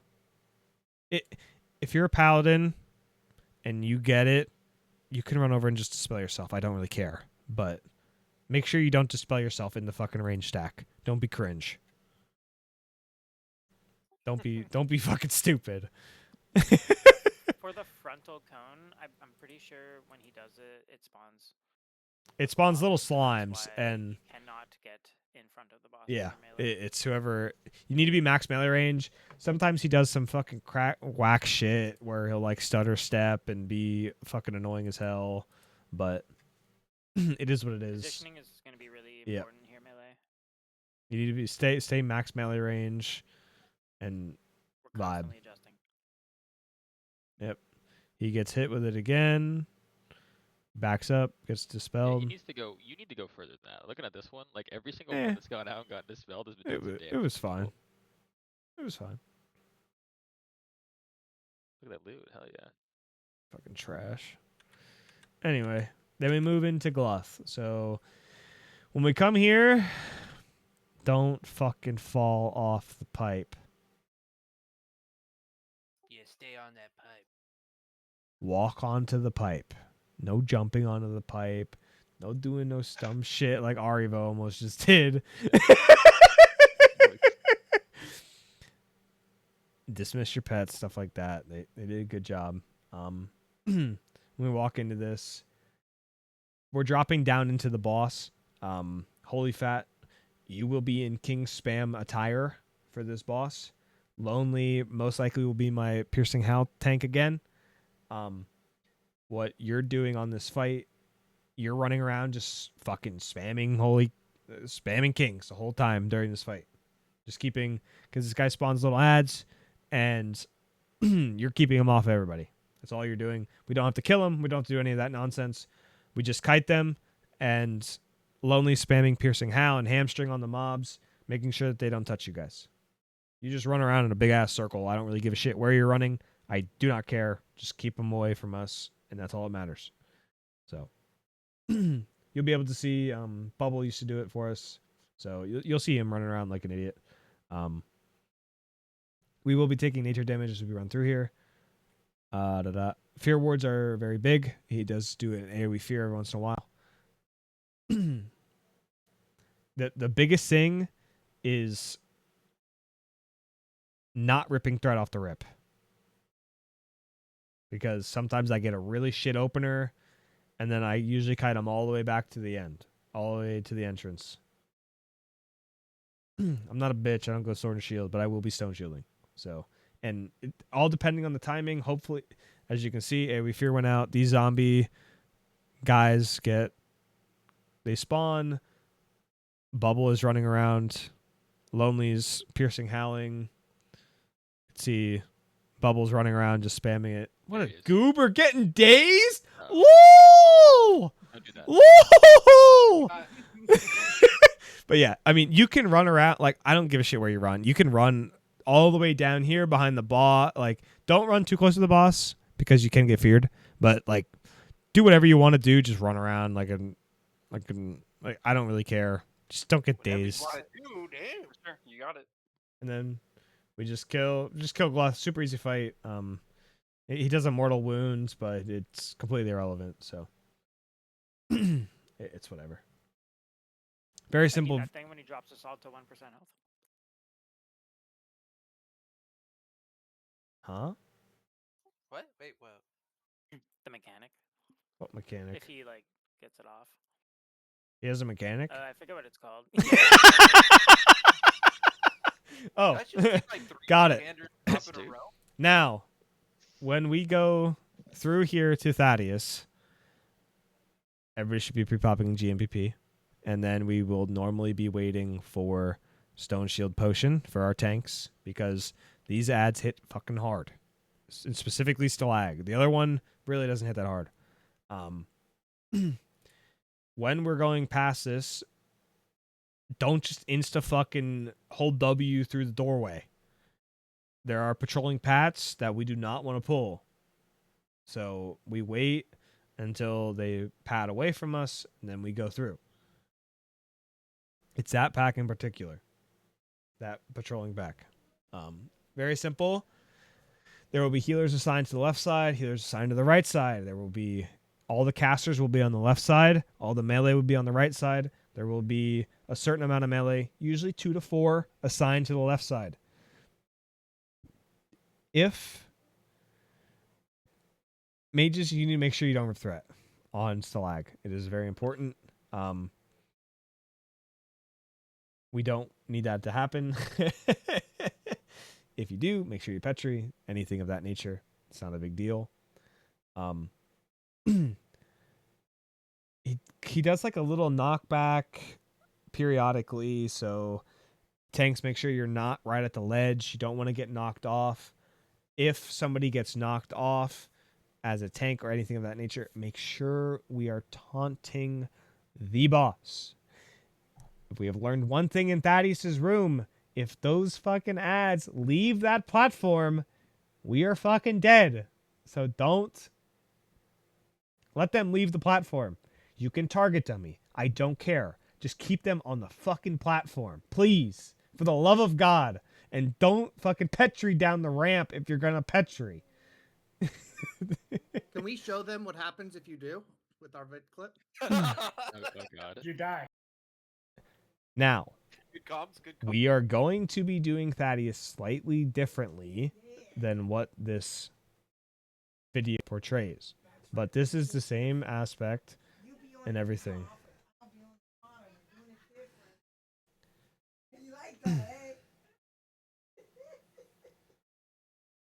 These two ads need to die at the same time, or relatively close. You guys done?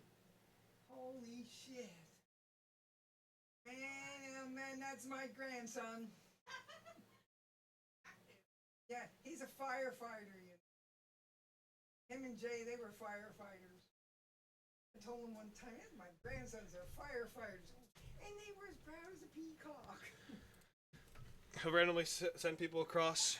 He usually sends the tank across from left to right. You don't send them from left to right. We don't like lefts. And then he'll run around like an idiot, but he's usually not the end of the world. Off tanks can taunt if you'd like to. Just make sure he stays on the fucking platform, please. He does a little AoE knockback, not a big deal. Good amount of raid damage going out during these fights, but then he'll send the main tanks across again.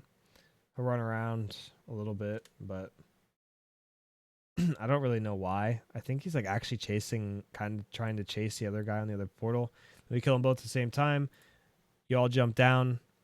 It's a very easy jump. You can levitate. You can sprint if you're a rogue. Anything of that nature. Now this, we are going to be changing. So we will not all be standing here. Can I say one thing before this? What? If also, you- yeah. Go ahead. I know what you're going to say. Yeah, go ahead. If you're a mana user at all, and you know you're gonna use a demonic rune or dark rune or any of those ones that self-damage you, for mana, use it before you jump down here.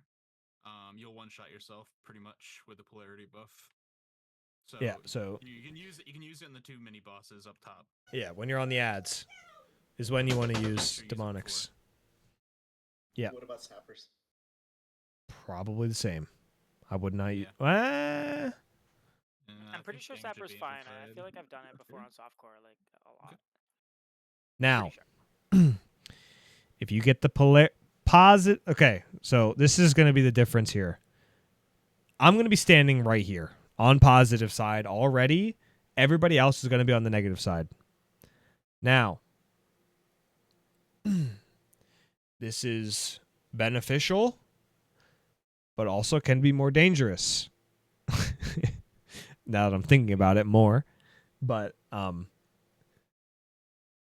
if you get positive, you just run across to join me or go to the other side. Make sure you're max melee range. The distance between it is very large of like chaining it to the other group. Now, if you are on the wrong side, you will zap the raid. And it will do a lot of fucking damage. Yes, you can Petri it and you will live. But things just got very fucking sketchy. If you're Petried, you will continue to do damage to your correct. You will continue to damage everybody around you. Now, I want to keep it this. I want to do it this way because it alleviates a lot of moving parts, and only half the raid has to move if your polarity changes. But it's also more dangerous if multiple people don't fucking move. If 2 or more people stay on a side, we're gonna have a lot of deaths. I'm gonna be real. But I hope we are all competent enough to fucking read your debuff and move. It's not. You should explain it's the polarity aspect before saying all this. Now, here comes the polarity shift. He does it periodically, however often. I don't fucking know how often it is, but he will cast a polarity. Every single person in this raid has gained a polarity. Right here it is. It's on your debuff bar. Don't fucking pay attention to your add-on saying you're positive or negative. They've been known to fuck up. Don't let your character's life be in the hands of an add-on. This one is the most important one on your screen. If you are negative, you in R clear, you will stay exactly where the fuck you are. If you are positive, you are moving to this side. So this is the portal. That if you ever hear portal, this is the portal I'm talking about. This purple thing on the floor. This will teleport you back to the entrance of Naxx after we kill Thaddeus. Now here, it's always positive portal. So if you're a positive, you need to be on the portal side. If you're a negative, you're on the opposite side of Thaddeus from the portal. So negatives go to the left, positives go to the right. You see this guy? He's going to die. He's fucking dead as fuck. Oh, no. And zapped. Dead. Now, he killed somebody else in the same aspect because of a lightning shock that went out right before it. So don't think you're only going to kill your friend. You can also, well, don't think you're only going to kill yourself. You can also kill your friends here. So Anna was in the right, but this lightning shock here, you can see he's not full HP because he's running to his spot. This is why I want us to not all have to move for Thaddeus, is because nobody could heal. Nobody could fucking do anything during this moment when we were running to our positions. That's why I want it changed. Is that reason right there. Because did we go over what the change was, or did I miss that? I did. But I'll go over it again then. But so everybody when we start this fight will be standing where he is now. We'll be standing on negative side. And I will be on the positive side. Is the game plan. Everybody will be doing crazy damage. Our damage is amplified to absolutely no end. He does hit pretty fucking hard. Now, mages, if you are the Ignite mage, this has happened several times. And if you are the Ignite mage, you gotta watch that shit like a hawk, because you can climb from 50k to 150k in fucking 3 globals. I've seen that happen. Like, your guys' threat can go absolutely crazy. If you are the Ignite mage and you need to Petri off the Ignite, you cannot Petri off in the stack. You will remove your polarity buff. You need to go where the pets are, over here, and Petri over here by yourself. Now, you will stay there for the rest of the fight. You do not move. You stay in that Petri and you sit like a good boy over there. That is, you're done. You are done for the rest of the fight. Other than that, hunters, no greeding. I don't give a fuck about your parse. I don't care whatsoever. I need you to stay alive. That is the most important thing. Running all the way back here to shoot your bow, not it. Hate to break it to you, it's not it. Because the longer you take to run to the other side, if you get a polarity shift, the scarier it is either killing your teammates or killing yourself, not making it across in time. Do not use aspect of the pack. Do not use aspect like your cheetah, stuff like that. You can get dazed, anything, because he does a period. He just like shoots lightning on the ground and does like an AoE damage. So just so you're aware. We've had that happen too. We've found it all. Yep, you kill your group members. Other than that, it's a very simple fight. Just watch your debuffs. Melee, if you're on the backside of Thaddeus after the first polarity shift, you should be Death Wishing. That is the best time to Death Wish. Death Wishing when he's in execute phase is great if you have his backside. Otherwise, you're just going to get fucking parried the whole time. So, trust me when I say it. Remember, this boss can be taunted. He can be. That's correct. But normally, my threat is crazy on this boss because I do so much damage. But yeah. And then polarities move. Sometimes you get lucky, you never have to fucking move. Sometimes you have to move every single time. It's super important that... And then max melee range is super important as well. You don't want to be up in here and then the zap happens from the other group and zaps you. So, as you can see, you've seen how he wasn't even on my meter forever. Look at this. He's at 157k. He's now at 167k, 180k. Like, the mages sometimes go absolutely crazy. Like, so this was with only 3 mages. So just keep that in mind that it is a thing that you have to be wary of mages if you're the Ignite mage. Now, after he dies, All the positives need to take that portal over there. Do not instantly blink across. Don't instantly run over to the positives. We have a ton of time. We usually have like 30 seconds till our debuff wears off. If you go over here too soon, you'll get zapped by the positives and you'll insta-die. Just take your time. Spread out. All the positives go through the portal. You guys spread out in the entire main hallway of Naxx, and all the negatives stay on the portal on this platform, and you spread out.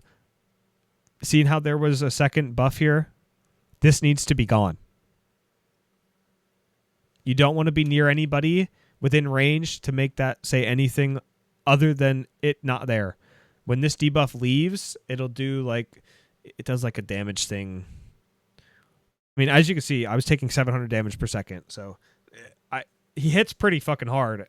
Plus, he's always getting parry hasted, so like it is something that you have to pump heals on.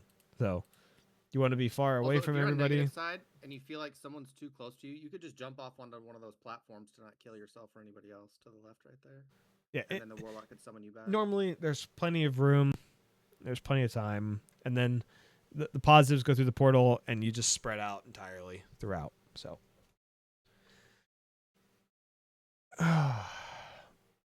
And then usually from here, remember, do we go to Plague Wing, I think? Yeah, usually we push Plague Wing after this. And then we usually do Spider last. But so then we move into Plague Wing. Very easy wing, as long as everything is done properly. As you can see, we still have 20 minutes on Rend. So usually we get through we get to kill a noob, full Construct Wing, and full Plague Wing with 1 hour. And usually the rest, it's an hour and a half for everything. So for 10 out of 15. Just give me a second.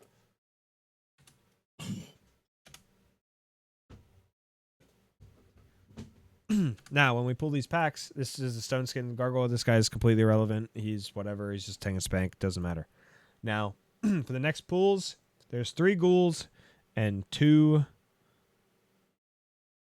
little slime guys. The slime guys hit very hard. They will be kited by our warlocks. Warlocks, you guys are going crazy on them. Take off your salve. Hunters, you guys are also going crazy on them just to make sure that we 100% are not the ones with threat on them. Melee, we're killing Skull X and Square.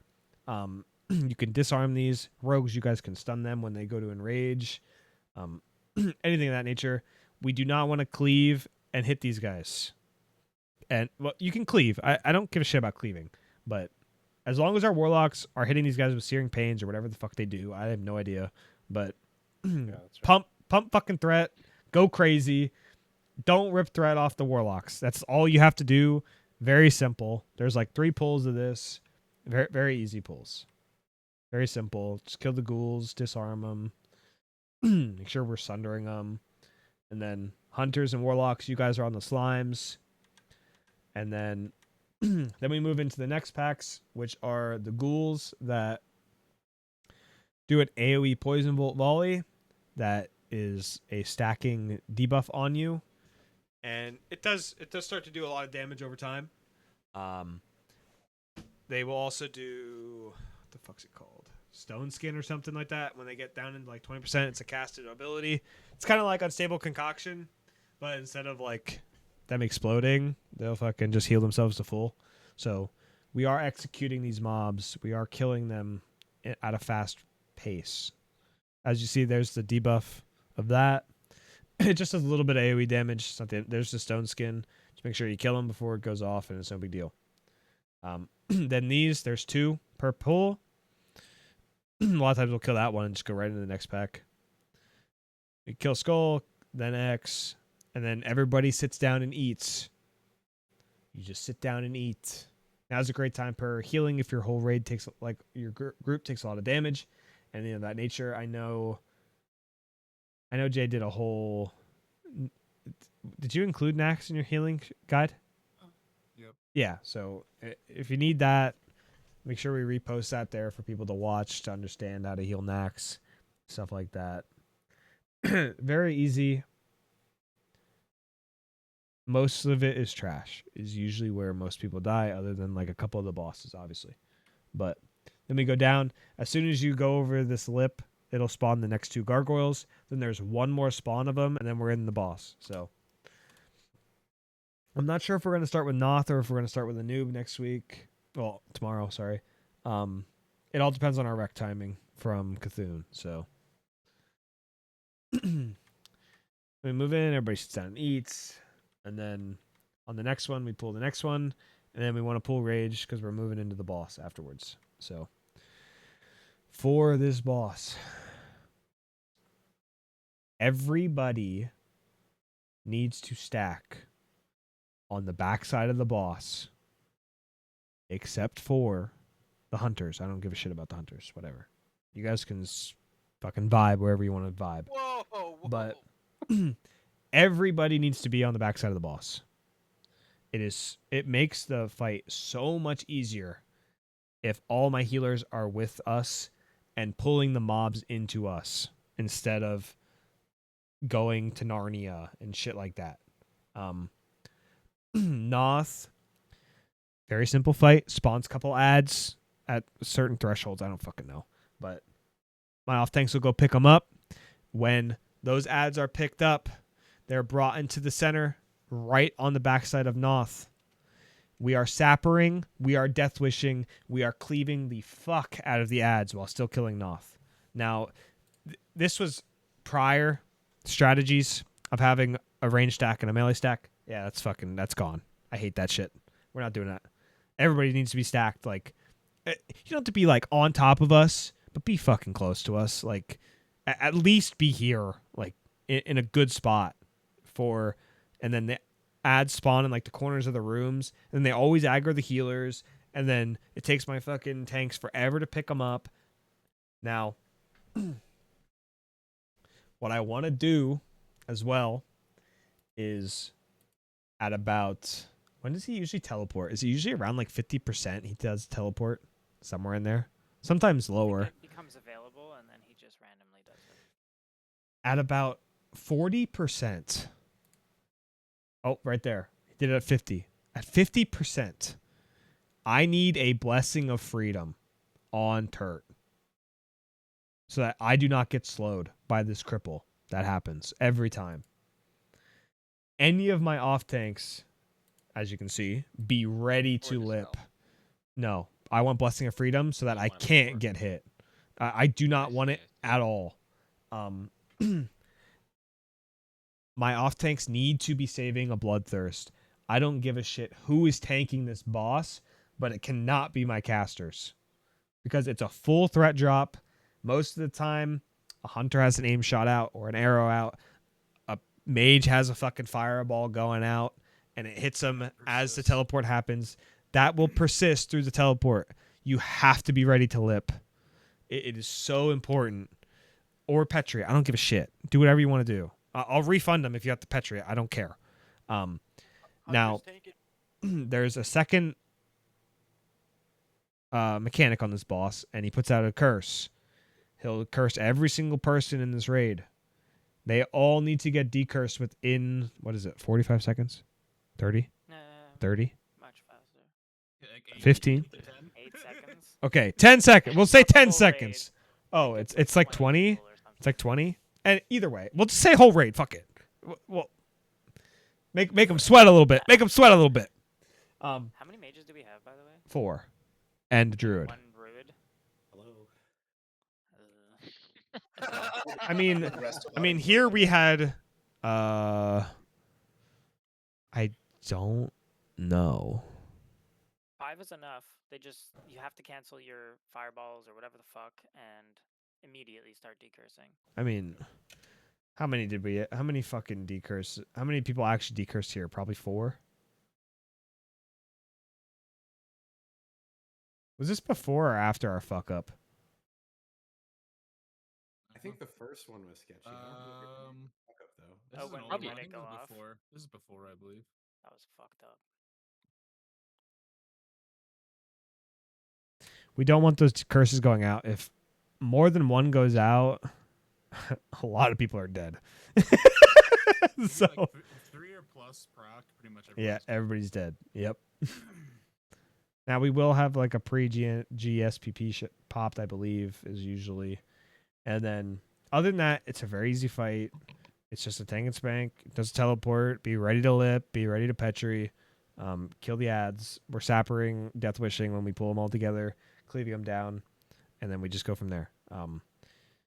If you're an off tank and you get threat on the teleport, I'm not like I'll push, but I'm not looking to get it back. I don't really care. It's you're just gonna be tanking it, so make sure you're not in the melee stack. Fucking parry hasting the shit out of yourself. So then usually we'll get it like a GMPP popped for Heigen, and then we just go into Heigen. This is a gauntlet, just like every other raid. They decide to put in a gauntlet for whatever fucking reason. I don't remember why we logged out and shit, but we did. It's probably potion. It's probably potion. Or no, somebody was coming. Somebody was coming to the raid to fill. That's right. We go to Heigen. Heigen. Simple fight if you stand at the correct positioning. Now, when we walk into this boss, all the DPS lip on the call. If you don't want to get teleported. And ideally we just the healers get teleported. This is one of the fights as well that mages cannot pass me on numerical threat. Ever. Because if you pass me on numerical threat, I can now be teleported and ask Horde what happens when the mages pass on numerical threat. When we run through this, it's very simple. We just run through, fucking get to Heigen. We can sit down and drink right before we go in. If somebody pre-pulls or whatever, just walk the fuck back out of the damn out of the doorway. He can't leave the door, so he doesn't come out of the doorway. It's pretty simple. And then I will have Mean Machine marked with triangle like normal. I will be marked as star. If you're a melee, you need to be stacked on this triangle and never leave his ass. That is where you need to be. And if Mean fucks up, then blame him. So, but he hasn't yet, so we should be fine. Augers, I'll be sober. Don't worry. But I take Naxx more seriously than the other raid. Other than that, I mean, the plague bats. We just kill them as we run through. Plague beasts are number one prio when they come in. They do like an AOE pulsating nature. A lot of times our GMP gets eaten there, but it alleviates some of the healing. Don't go too crazy, mages. Don't kill yourself on any big pulls, stuff like that.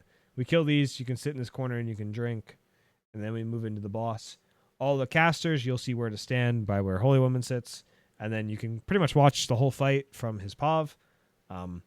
He does the floor gets separated into quadrants, and he'll put fucking shit in the air in certain quadrants, and you can only sit in one quadrant at a time. So it's called the Heigen Dance. It's pretty simple. He is non-tauntable, so don't parry haste the fuck out of him either. Make sure you guys are max range casters. He can do the he could do like mana burns and shit or something like that. I don't even know. But there was the first one, as you've seen. Most of this room is good, and then it splits off of here, and then you have to stand in the middle of that one. You should be sticking to triangle as best as you can. And we just run around the room. This is usually our second wreck boss. Just to make sure that we kill him before. Yeah, I'm always a dumbass and get hit by it, so here's keep me up, smile. He also does an AoE cripple, which does what is it, like a quarter? It halves your HP. So make sure we're dispelling that immediately as soon as it goes off. Especially on my dumbass, because, I mean, as you've seen, Fuck. Basically, most of the melee just will have be a able to abolish eat. One. Most of the melee will be able to eat a fuck up wave, but like if they have the disease, they're pretty much guaranteed dead. I actually didn't get hit by that. Nice. He's Yeah, actually I a was pro. fucking Chad. I always think I get hit by that one. He lied. But I right mean, there. was that one pull where you didn't. Fucking Chad. Hey, listen Freaking here, Chad. buddy. But as you can see right here, I got hit by a cripple. I went from 12k down to 6k, and then got hit for a melee for 2k. So, but immediately got dispelled. I'm right back at 10k. So it's not like I'm still at 4k after the dispel goes out. So it's super important to be dispelling. Other than that, yeah, there's very little. Like there's a little bit of AoE. Oh, so it's like what, druid only or what? No, or paladin. Priest. Okay. There's some druids, if I recall. Yeah. Think. I Paladins. I can. can't do disease. There you go. So it's just priest. Priests and paladins. Yeah, it's both. Okay. And priest can put one on that does it every 5 seconds. Yeah. So That's what that pink border is. that's what the pink border is. But Wow.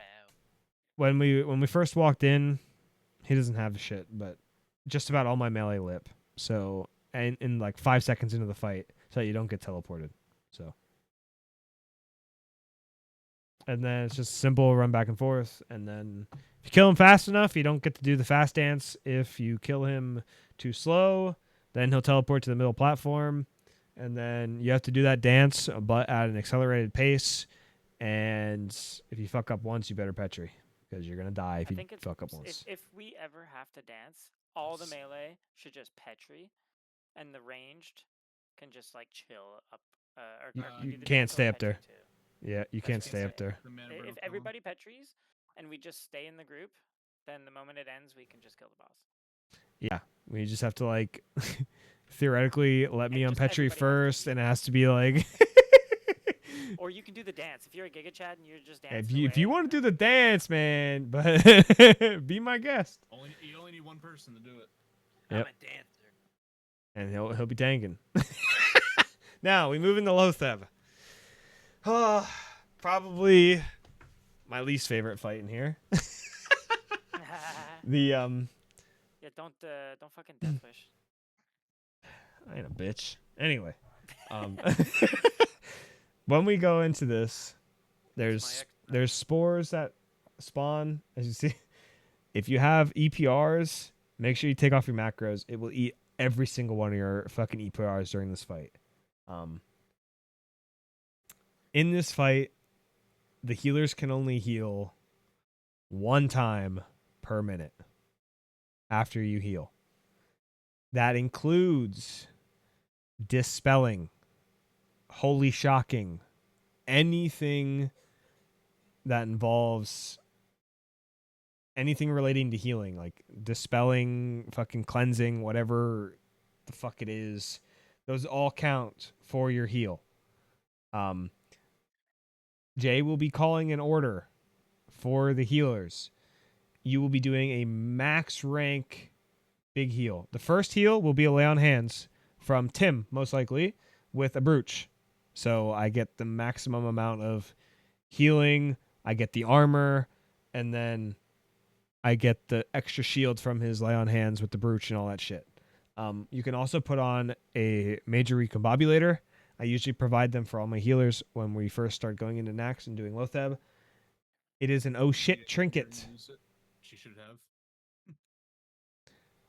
Learn to use it. It's a free heal. It does not count for your 1 hour, like your 1 minute fucking healing debuff that gets put on you. A lot of times, yeah, it's the only thing you can use that's a heal that will not put you on the debuff. It's really good to use it as an oh shit button. With healing power, so Yeah. probably hit like 1500. Yeah, it's like somebody gets called to heal me, and you're scared, and you think I'm gonna die. Fucking press it. I don't care. Like, Do you want non-healers using it, equipping it too? can if you want, but in a perfect world, no. I need you fucking DPSing. This is a DPS check. Turtle, I got you.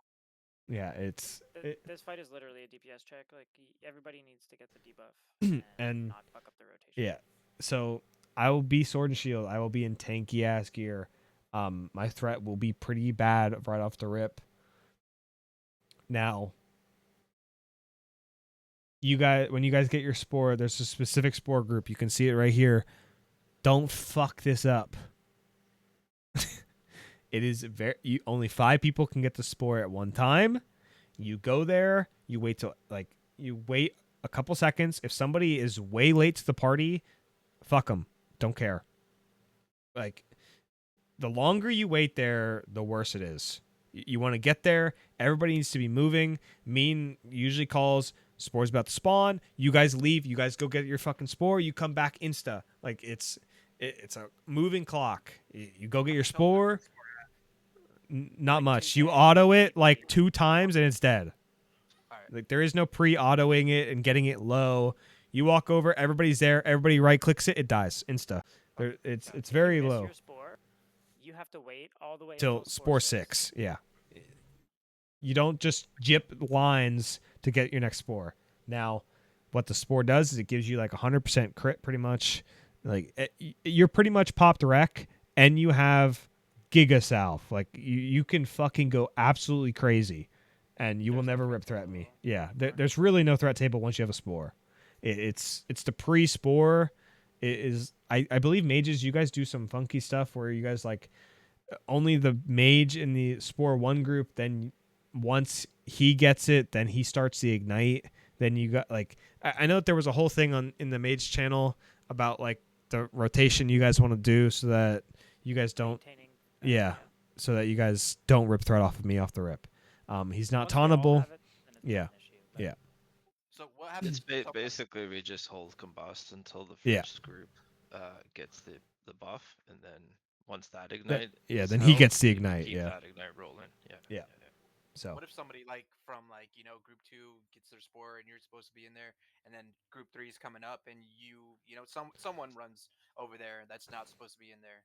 Like if you got fucked over because somebody else ran into your group. Yeah, you have to. Like if you were late and you like try to get into another spore group, or you get fucked No, over. you don't go into another spore If group. you miss your spore group, you are now on Group spore 6. Spore 6 Yep. is like the backup one. Right, but like, what if someone messes it up? Like, say, in the situation that does happen. That's what I'm saying. It's like you go back and you start doing damage to the Yep. boss until I say it's spore 6, and then you go back to get the spore. Yeah. Okay. Yeah. If So- you miss it, you are not allowed to sit there and wait for the next one that spawns. You have Yeah. to go to the 6th one that spawns or the 12th one that spawns. Correct.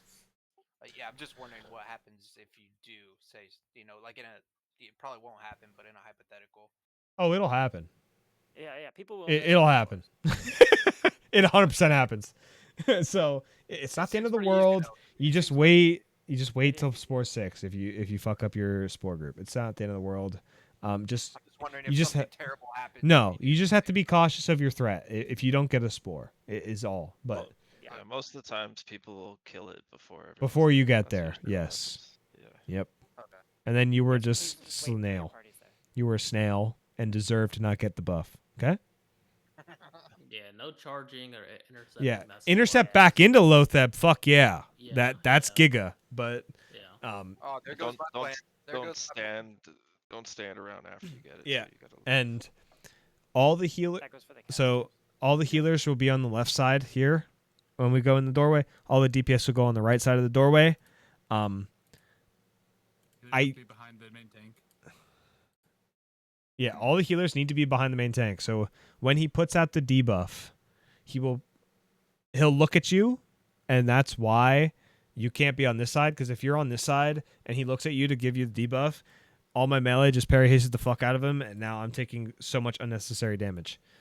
But most of the time when we start this fight, I have a pre-inspiration. I have a pre-regrowth on me. I have a pre-renew. There is a lot of times I will take very little damage right off the rip, unless I Death Wish or do something fucking retarded. We'll be waiting But 10 seconds to do the first heal sometimes. a lot, just let the paladin do the lay on hands. He's gonna let me get low. He's gonna let me get to like half or a little under. like you can see how long it takes before I need to get healed. And then this is the sheet that he has for everybody that can do it. This is the debuff all the healers get. So if you heal, then you do it. There's the lay on hands. You can see Ash actually hit me with the lay on hands. And then, I mean, I could pull up the comms. Group 2 go. You can hear Mean calling for... God damn it. For groups. You won't hear me. You'll record my voice. Yeah, Ramsey, which is you are fine. not in this group. As you can tell, he's pissed. Yeah. Get the fuck But outta you here. can you can see the spore. I try to get it to always spawn here, but I'm not perfect. Sometimes it'll spawn on this side over here at this door. It's yeah. And then if you're a caster, don't fucking stand right where the spores fucking like stand off to the side. The spore moves around, and it's a pretty big thing. Group So 3 go. like he even said like he fucked up the group. He said you're now in group 6. Like comms are pretty clean. The spore. This is group 3. Yeah, melee are just like listening to my voice. And healers are just listening to Jay's voice. Yep. Group 4. Group 4.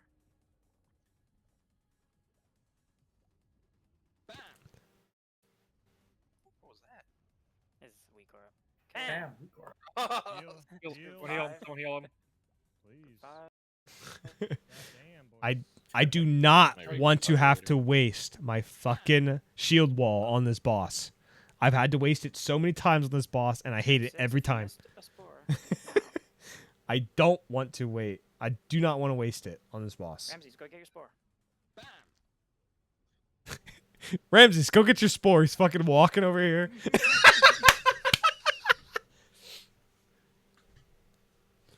But yeah, This I mean, is why I can't parse on this boss, because I have to fucking look at people. as you can see, the timers are here. You can see Jay's about to be off. He'll be calling who's next, who's on deck. Like, be ready, but like you don't have to be like precasting and shit like that. We will be pre-popping a Greater Shadow, and then after the first impending doom, we will be pulling another. You'll be popping another Greater Shadow, because nobody can heal you except for yourself. So. Group 3, you're going. Yeah. Everybody will be getting a Hellstone and all of that good stuff for these bosses. For Lotheb especially. You're like a priest here. You can do damage when you're Yeah, not up to you can wands, do all that shit. hard Yeah, yeah. He's locked in on calling everybody's name, so. But Yeah, you can like spam your 5. You are going. Everybody GSPP now. Just for 1 heal every minute. yeah.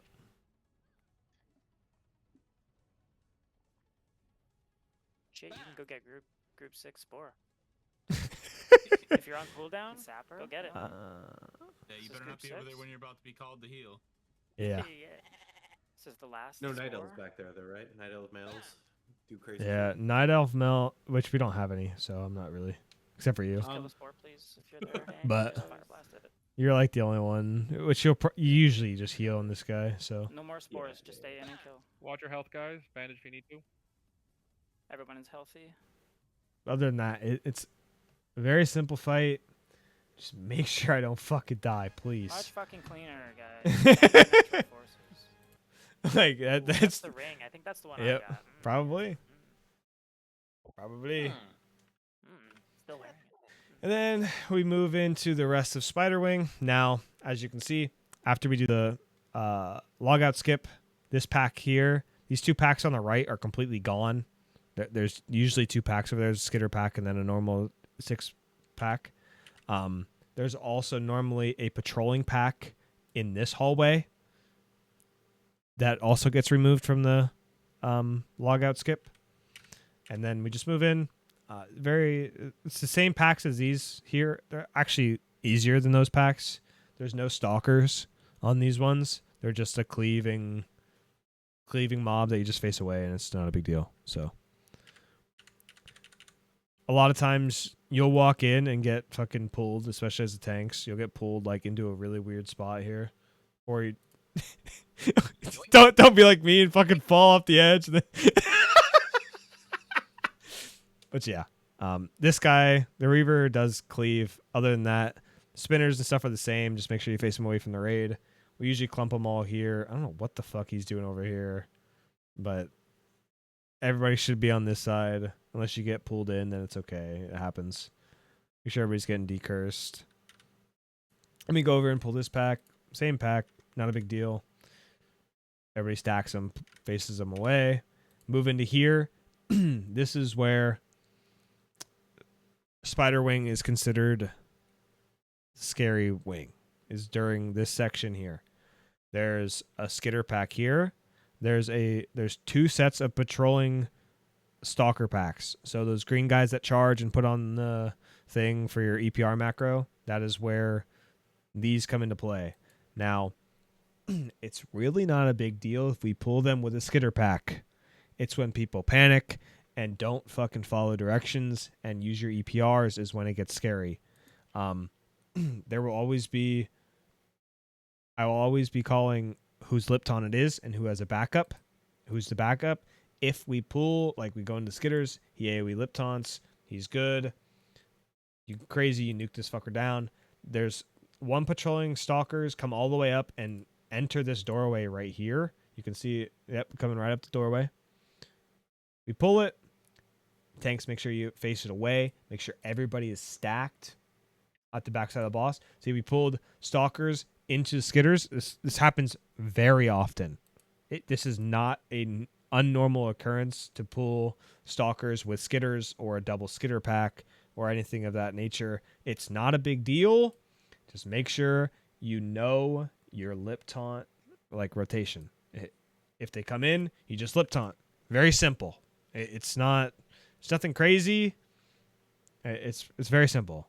Just lip taunts. Make sure you have your lip. Lip taunts make it very, very trivial. Yeah. Like, you do not want to be popping potions during this section. Like, during Spider Wing, you have them. Like, like, if you're a warrior, you save them for lip. If you're a mage, you save them for lip. It is like, you just save your taunt. Like, you save your potion CD all the time for fucking lip. It's very important to be able to lip taunt. Reminder, you also need rage to be able to lip taunt. You need 10 rage, so try to keep your blood rage or pool rage in between packs.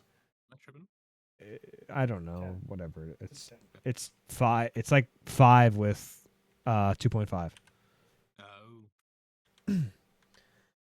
And then there's that stalker pack. That stalker pack just patrols from here all the way up through here. Then there's a skitter pack here. There's a skitter pack here. Then there's a bunch of pulls over here to the left side. And then there's another 6-pack, 6-pack, 6-pack. So there's like... I don't fucking care. Anyway, it doesn't matter. You have to get blood rage up to be able to do it anyway. So walk into this one. AoE lip taunt. As this one likes to double pull too, these double skitters. So first one goes out. When these come in, second one needs to go out as well.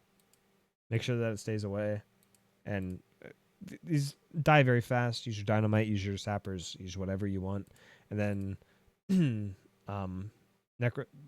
during this wing now, nothing is undead anymore. So like undead trinkets come off, all of that. You swap to like normal trinkets again.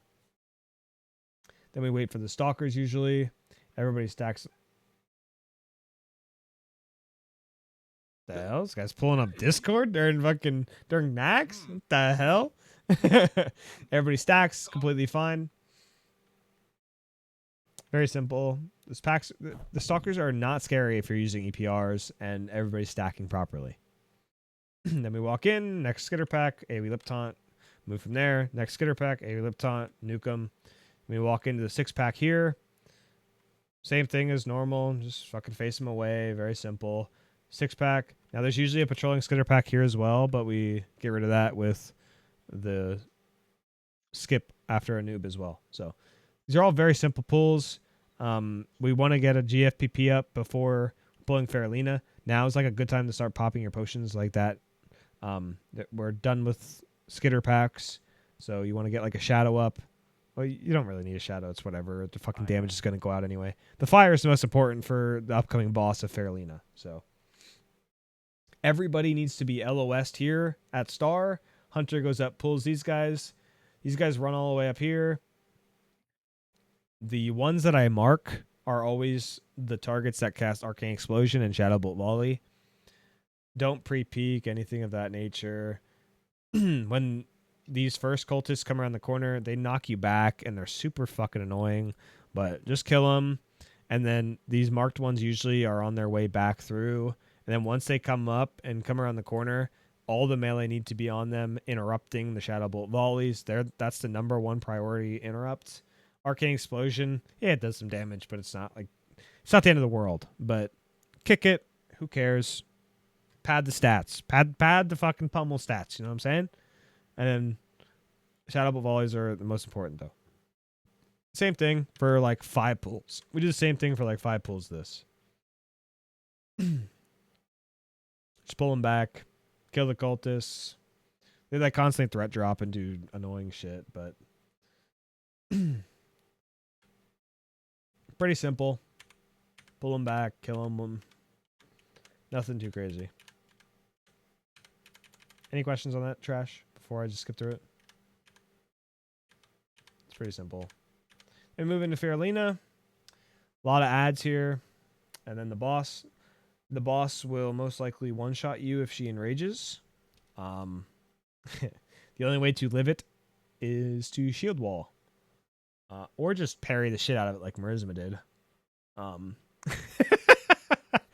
Now, during this fight, there's 2 worshippers, and then there's 4 of... I don't even... It's not actually that. I think it's 4 worshippers and 2 fucking whatever the other thing is.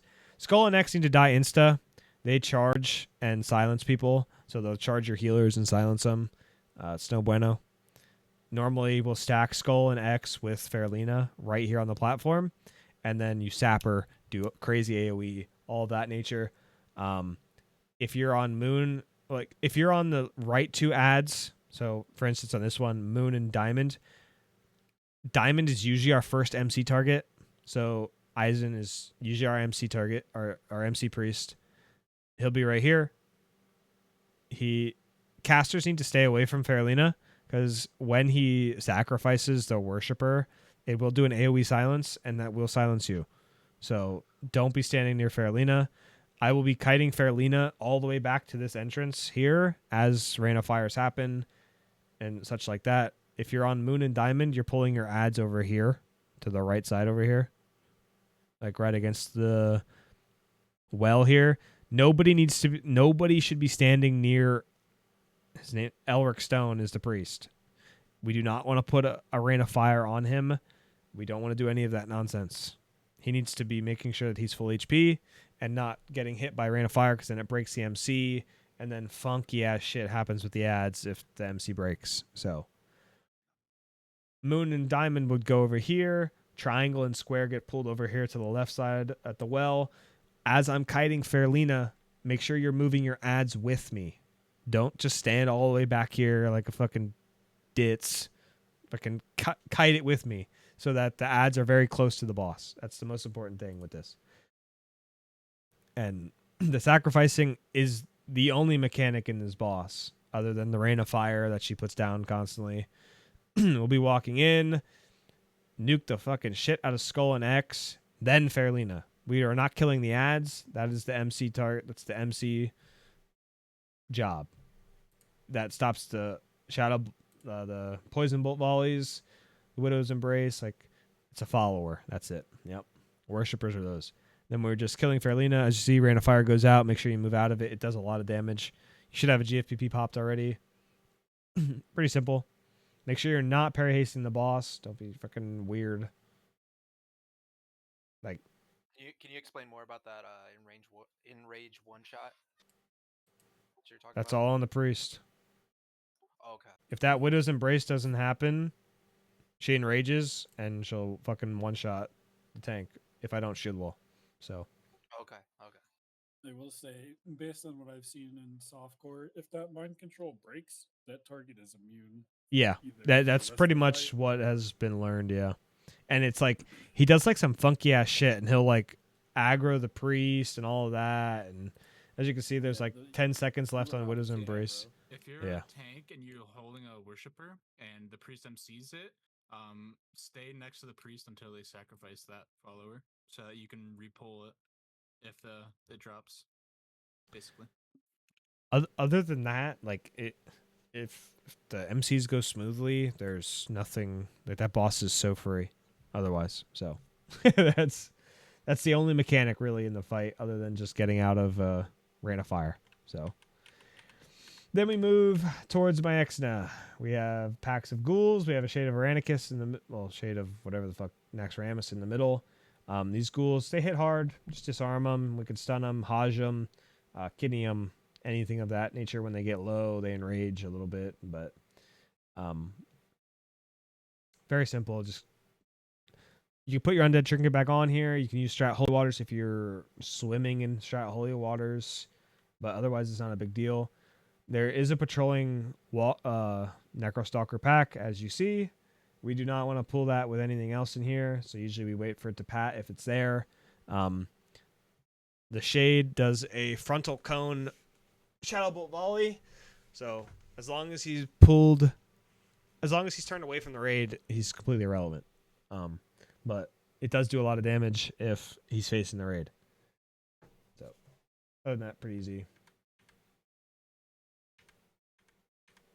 Funny part is that we GFPP for Fairlina, and then we always sap her at the beginning of fucking Fairlina, so it's gone anyway. But still, it alleviates the damage, I guess. But we just walk into the ghouls, kill them all at the same time. Like, doesn't matter if you kill them at the same time or not. Then stalkers are on their way back down. We wait for them to come. Everybody stacks. We kill them. These guys, they're annoying as hell. Everybody LOSs them along the wall, and then we go up, we pull them, and then we pull them back, and then we just kill them. Just quite a bit of AoE raid damage. Have to wait for the gargoyles. These are the same gargoyles as Plague gargoyles, where they do the stacking debuff. So Interesting how you can disarm the ghouls. yep. Walk up, I pull them, let them come back, and then we nuke the shit out of them. Whichever one comes first, it really doesn't matter. None of these are interruptible, so don't even bother to try on these guys, on the acolytes. Then usually we'll pull one, we'll pull it all the way back into the doorway. And we just kill them like normal gargoyles. There's two, one on the left, one on the right. After we eat, we go kill the second set. And we just keep moving. Then there's another acolyte at the top of the steps. We pull them, bring them down, kill them down here. Then there's more ghouls and the spirit of Naxx. Same thing as the first set. Try to face him away. Then those ghouls. Then we're at the acolytes.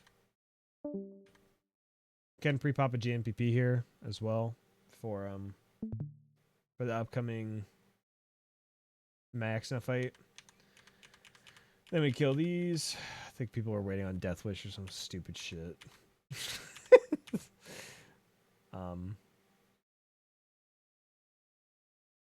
Try to pull Rage on these guys usually as we go into Naxx now. During this fight, she hits fucking hard, especially during Enrage phase. I almost always go shield during Enrage phase. I will also have a Greater Stone Shield popped at all times. If you are a web wrap healer, you'll get to see the web wrap healing POV, but you need to be standing along the left side wall because people get wrapped up to the wall there, and usually warlocks and hunters, you guys are tasked with killing the people, like killing the wraps that get sent onto the wall here on the left side. They do take a lot of damage when they're in that web wrap. There is no petring it, none of that, so keep that in mind. When they're up there, they need to be healed. I will usually face the boss away. I need to have an Abolish Poison rolling at all times. They enrage. She enrages at 30%. Most of the time, as you see web wrap, they get slammed up to the wall. They need to be healed. Hunters, warlocks need to be helping them. You can see sometimes they get put way the fuck over in Narnia. Like, it's not always at the same spot. You can see on the mini map, it kind of puts a triangle where they get put up there. Now, yeah, I recommend instead of trying to look at the wall and find them, just to follow the triangles in your minimap and Yeah. don't even look at the wall. Yeah, that's probably your best. If you're And then web rep healing. Maexna spawns ads. Usually I'll have an AoE lip taunt assigned for it. Usually it's Lonely, then Trick. Usually odd groups will sapper first, and then the second set of ads will be evens groups, or whichever I say at that time. But you guys just sapper them. Make sure these need to die. They have to die before she does an AoE web spray right here. Now, if you're a Giga Chad and you get assigned to the petrying of the web spray, you can time it just right, and you can petry the web spray and click it off. Damn, Luna got right up in there, huh? But you can petry it all. You can petry it at the right timing. I mean, anybody can do this, melee included. If you want to, I'm not repaying your petry unless you're a healer doing it to save my ass. Other than that, it's you time it just right, and you won't get the debuff. And then she enrages here. Most of the time, we're gonna fucking do it in one web spray. But if our DPS is low, and I tell you to hold DPS, you better fucking hold DPS. Because I do not want to push her to enrage if I'm gonna get web sprayed. It's not ideal. I can shield wall it, and I have shield walled it, but I don't really want to. So ideally, we don't ever have to do that. But sometimes it happens, and we don't have the DPS to kill it. Usually, right as the web spray goes out, you want a death wish, like right as the web spray's going out, and then it usually hits it at the right timing for. As you come out of web spray, we kill her at the end of that. So you already used your GCD of web spray before.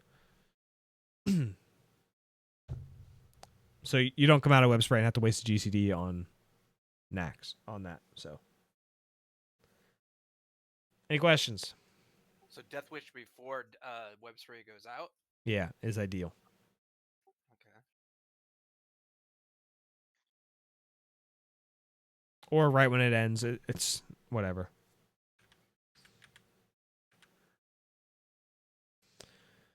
Any questions? Fuck me, that was a long meeting.